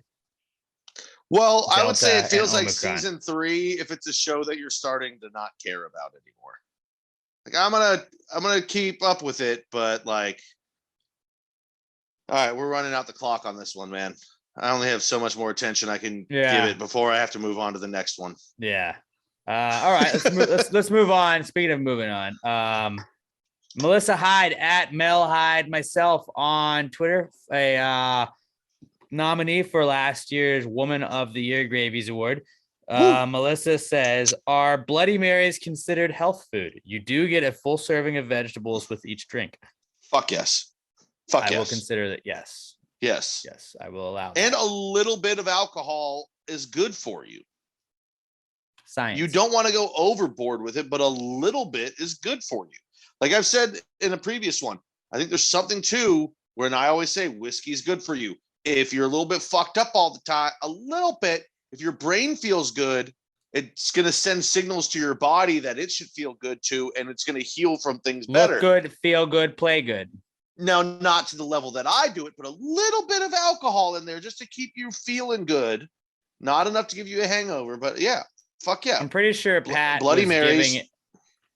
Maybe you belong on Rumble, Pat, because you were, I believe, giving a COVID. I think it was John Frederick that had COVID. You were like, just buy whiskey, bro. Just whiskey that shit away. And it's like, I don't think that's the way to fix it, but I have seen no studies that prove otherwise. And he already had it. I'm just trying to give him cures to feel better. Well, I do like that's the people that get kicked off of social media and stuff. It's like, you weren't just posting innocent shit like that. Usually, like that I know of, you were just posting innocent shit like that, and then it got taken down because of that. It was like you were like if Pat got taken down because he suggested to drink whiskey to fix the COVID, then it's like, okay. But if Pat was like every day, like whiskey cures COVID, COVID's not real, whiskey cures it, like that's something like they could be like, that's which, by the way, you're peddling, and it's like, I don't know. Anybody that says anything cures it, it's patently wrong. People keep catching it over and over and over. You're not curing it. You're just trying to not feel like shit when you have it. If you feel like shit when you have it at all. Yeah. I don't know. I don't like talking about Joe Rogan, like, COVID makes me cured sick. it with ivermectin. Joe Rogan's going to have it again in 3 weeks. I listened to Joe Rogan, and now I know everything I need to know, buddy. And I really want some hay, but I don't know why. Yes, Bloody Marys are considered health food. Or also, alternatively, use a Bloody Maria. It's just tequila instead. A Bloody Maria, really good, and it's female positive, but not during Manuary. It's a bloody Mike. That's what we're calling Bloody Marys during Manuary. I like that. Bloody Mari. Bloody Mari. Ooh, I like that better. Bloody Mari. That's better.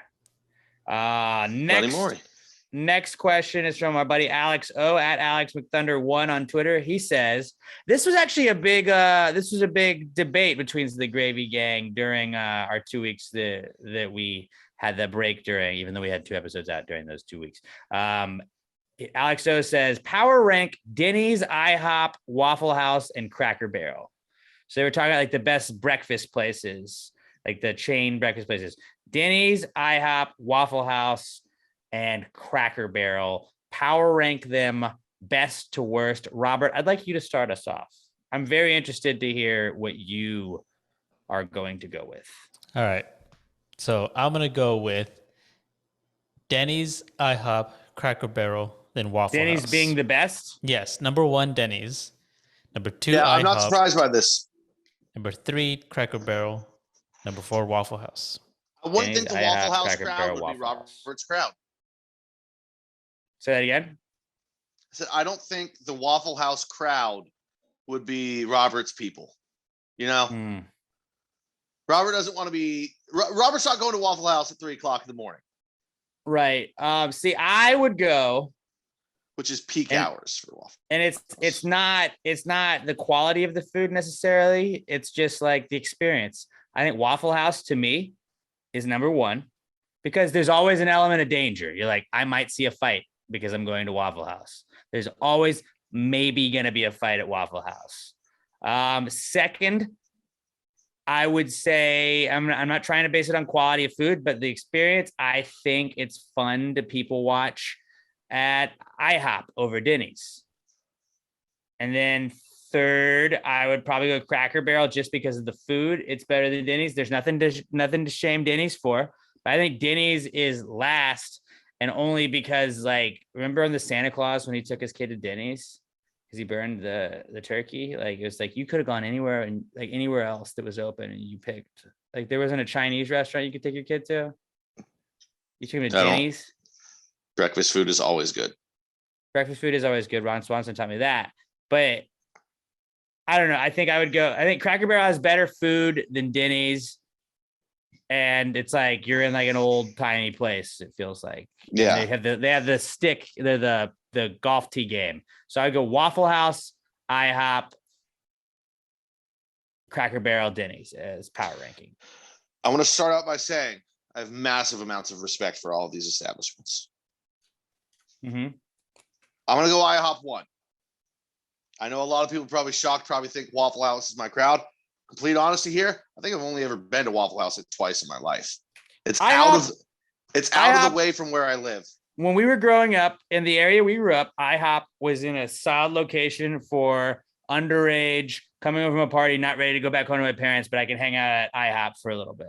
We're out in Katy. It was Fry Road. The nearest Waffle House was Highway 6. It's a bit of a trek for us. Yes. It's a bit of a fucking trek. That was a big reason where I haven't been that many times in my life. So IHOP for me has always been my go-to. I love IHOP. It's breakfast food. Bam, it's right there. Eat stacks of pancakes. You know, when you go to IHOP, you drink coffee even if you don't drink coffee. A lot of times it's late at night in college or like early the next day. And they just have it on the table and you're like, yes, I will have this. I'm gonna drink more coffee today than I've drank in the last year. Let's do this. IHOP 1, then out of respect, Waffle House 2. Okay. Waffle House 2. It's just reputation and it's breakfast food. It's fucking good. I don't have a lot of experience with it. Then I'm gonna go Denny's 3. Denny's is actually by a wide margin the one that I've gone to second most on this list. Like it's IHOP in a runaway landslide, then Denny's in the amount of times I've gone to these places. The only reason I'm going Cracker Barrel 4, I can only remember ever going once in my life when I was real young. I love it. I love the atmosphere. I remember it in my head. Cracker Barrel, but yeah, I might have gone a second time. I don't even remember the food. I cannot. It's only getting 4 because I don't have any. They have that. Yeah. I know golf that. Game on the road trips. We bought those and brought that shit home. That fucking golf team. Yeah, I would play this all the time, and you never played it after that. I want to play that right fucking now, to be honest with you. But so what I like about this is that all 3 of us had 3 different number 1s. Now I really feel like this, like, not to shit on Cracker Barrel, but Cracker Barrel, this should really be a best breakfast places discussion between IHOP, Denny's, and Waffle House. You know? Yeah. Like I would have never thought of Cracker Barrel as just a breakfast place. Is it? I think you get breakfast there, but it's like breakfast places, IHOP, Denny's, Waffle House. Those are the goats to me. Cracker Barrel, it's like, yeah, you're also there, but you're like the Boise State where you're the Cincinnati of the breakfast place. You're flirting with it, but you're not quite there. Yeah. It's a football reference to that, if you guys didn't. Well, also, I would think, isn't Cracker Barrel more of a regional thing? I think so too. So IHOP Waffle House, and Denny's nails. are definitely everywhere, and Waffle House, I don't know if it's much up north, but Waffle House is fucking known. Yeah, it is more of a southern thing, maybe even southeast. I don't know how much farther past Texas it goes. I really don't know, but everyone fucking knows Waffle House. If I asked my cousins in the Northeast about Cracker Barrel, I honestly don't know if they would know what I'm talking about. Yeah, no, I feel you on that. But yeah, great question, Alex. Though I like that one. That was a good brain buster for us, and I enjoyed that we all had. It was a very good one. We all had different reasons why. Our next question is from Mitch Nichols, who I do believe is a first-time answers question asker, and Mitch says, "Me, my father, my grandfather, and my great-grandfather have all fallen off of roofs. Should I remain childless, doom a child with this curse, and or is West Texas just an incredibly fucked up place to grow up for roof-related accidents?" He's got to listen to the podcast. This guy has to listen to the podcast, right? Because he gets the format for the questions. Yes. Yeah, no, like. But I like that he put like a whole story. All right, let's recap. Just rerun through that again. Me, my father, my grandfather, and my great-grandfather have all fallen off of roofs. Should I remain childless, doom a child with this curse, and or is West Texas just an incredibly fucked up place to grow up for roof-related accidents? I got a question here. Has your family owned a roofing company for 4 generations? That's question number 1. Because why are you all spending so much time on I feel like we would know that. I don't know. I feel like it's a funnier question if he leaves it ambiguous, and that's why he didn't tell us. Like, that's why he gets the podcast, I think. 2, is your family just really, really into hanging Christmas lights, and you guys get drunk while doing it, or do you get drunk? Maybe they have bad balance. Yeah. Yeah. Either way, I'm going to say do not remain childless and get your kids on the roof as early as possible, because watching kids fall off of shit is hilarious. And you see a kid fall off a roof, that's really fun. At this point, like, you kind of want to keep the streak going a little bit. You guys have all lived right? As far as now, I know. Alex here knows a thing or two about streaks. Okay. Big streak guy. You have a generational streak that not many people in the world can say they can match. Maybe nobody. I got 4 generations of men in my family that have fallen off of roofs and lived to tell the story. That's all. And it's like you almost kind of go for a fifth. Yeah, I think you gotta have. That's not the right answer. Is going childless. I think no. Have a child, and if by the time your kid is 20 and has not fallen off a roof, you ask him onto a roof to help you with something, and you push him off. Yeah, you can't chance it. He's being pretty selfish if he doesn't have a kid. I think you have to have a kid. I think you have to have multiple kids, maybe, just to make sure that like your odds are better. But I do think maybe that just means West Texas is a shitty place to grow up for roof-related accidents. Whoa, that's not what he asked. He asked if it was a fucked up place, incredibly fucked up place. Is it a fucked up? It's a shitty place if you're doing roof work. Man, apparently, West Texas is West Texas, man. It's just it's its own animal. It's a crazy place. Do you think maybe? Yeah, I think it is. It's not because of the kid. Away from the rest of Texas. I'm gonna go with B. There's East Texas. There's the Hill Country. There's Dallas. There's the Panhandle. There's Austin, and then you have to drive 8 hours east before you get to anything else in the state. It's a crazy fucking area. I think that 8 hours west. 8 hours west. But I don't think that you should remain childless or doom a child with this curse. I think this is more of a streak instead of a curse. I think that this West is more Texas of a point of pride. Yeah, I think you need to embrace this. If you've, assuming you guys have all survived. I mean, you didn't say there were any fatalities in the falls or anything like that. He also didn't say everyone survived. I made an assumption they didn't survive, but I feel like if somebody died because they fell through, if you would let us know that. Oh, you know what you need to do? Have a kid. Get him into backyard wrestling so he's jumping off of roofs. He's not falling off. There you go. That's the way to go. And then, yeah, I just think it's West Texas is an incredibly fucked up place to go if you're on a roof. It is windy. West Texas is windy, which is bad for roof stuff. So, yeah, I don't think that it's you. I just think that it's a streak you got going. But honestly, you have to keep the streak going up at this point in time. Invest in some boots where, like, the sole is rhino lined, like people do for their trucks. Yeah. I feel like that would give you some grip. Or some bounce houses where you can fall into the bounce houses instead of just on the ground. Maybe a trampoline. There you go. Mitch. Either way, I hope we hear more from you, bro. Good to hear from you, buddy. Great question. We appreciate you contributing. Did he email you that? Yes. I don't see an at with. Okay. It was an email. Get a Twitter, Mitch. Yeah. Usually I was gonna go all Twitter, but I was like a new person. Okay, I want to give you some shine. Let's go with our final question of the week. Brandon Davis at a stream of cream on Twitter. Fantastic Twitter handle. He says, what is the GOAT of chicken wing sauces? Now, I don't think he's talking ranch or blue cheese. Manwich. Go, this is Manwich. Also open and shut case. Manwich. I would actually love to try wings tossed in Manwich.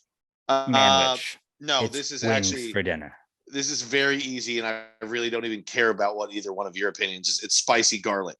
You get spicy, which wings are supposed to be spicy, and wings. You get garlic with it. Garlic is the best. Spicy garlic is the go. Hot wings is a classic. It is the standard. I think GOAT is the way to go. The GOAT is it's the standard. Spicy garlic is the GOAT. If you don't like garlic, I like garlic. I just think go fuck yourself. It's like pepperoni pizza. Pepperoni pizza wins with no matter whatever crowd you're in. You know, you can peel the pepperonis off. Hot wings is always winner to me. So that would be I'm not mad at that to me. Like I said, it's the standard. I think the GOAT is Robert, spicy I want to hear garlic. yours. Though. He already said it, Manwich. I'm going Manwich all the way. Besides man. Okay. I can see Robert as a guy that eats chicken wings like maybe once a year and possibly uses a knife and fork. And a bib. He's got a bib. 0 times a year. Yeah, he said 0 times a year. It's not surprising. Well, Robert 100% would be the guy though. If he got like, he would get like barbecue wings if he was forced to get them, and he would 100% eat them with a knife and fork. I go spicy. Yeah. That's so hot. Yeah. Hot's the OG, you know, like that's why you got to go hot. I think there's a reason they're called buffalo wings for the most part. Yeah. Yeah. So solid question. And I'm not ashamed of any of our answers. Let us know your answers. What are your best buff? go-to chicken wings? Best buff. Also, actually, you know what? Also, let us know your places where you get your chicken wings from. Shout out Stars Sports Bar in Katy. That's my spot. All right. Let's try and get some local businesses some business. And also, if they want to sponsor us, that's tight too. And Manwich, if you'd like to sponsor us as well, we will eat Manwich wings. But hey, man, I really want to do that now. I'm gonna get some wings sometime this week and get some Manwich and see how it goes. And I will report back. Just add meat. It says on the can. Just add meat. Doesn't say what meat. Exactly. Manwich chicken wings. I think Alex's earbuds died. That's why he just ran off with 2 minutes left. Hold on, my headphones just died.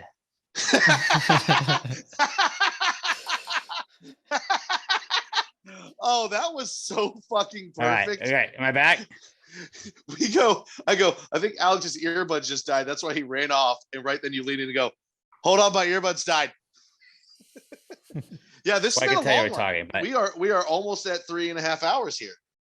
Yeah, so we'll wrap it up here. Hey guys, we appreciate you guys. Welcome back to another year of Pass the Gravy. Robert, Pat, I love you guys. I'm so happy that we're back and we're doing this again. It feels good to get back into the routine. I don't want to get like sappy or anything, but just like shit's gone down last week or so, and just appreciate the people that you're with. I appreciate everybody that listens to us and gives us the time of their day and time of your week. Remember, go in dry and come out wet. Exactly. But, appreciate the ones you love. Tell everybody you love them. And just appreciate the time you got with the people that you love. And you guys are awesome. We love all of you guys. And we appreciate every single second that we get to do this podcast and that you guys spend listening to us. And thank you guys so much. Y'all are the best. Love you guys. Gravy Gang for life. And at Pass Gravy Pod on Twitter. I'm at Alex J. Milton. Pat's at Not Pat Dan. Robert is at Robert Rosa03. Watch the end of the video version of the podcast for sure. Robert looks so uncomfortable right now. Yeah, I think everybody will be. But I hope you guys have a great week. Love you guys. Please give us a 5-star review on iTunes, Spotify, iHeartRadio, wherever else you listen to podcasts. Until we talk to you guys next week, pass the gravy. Yeah. Bitches!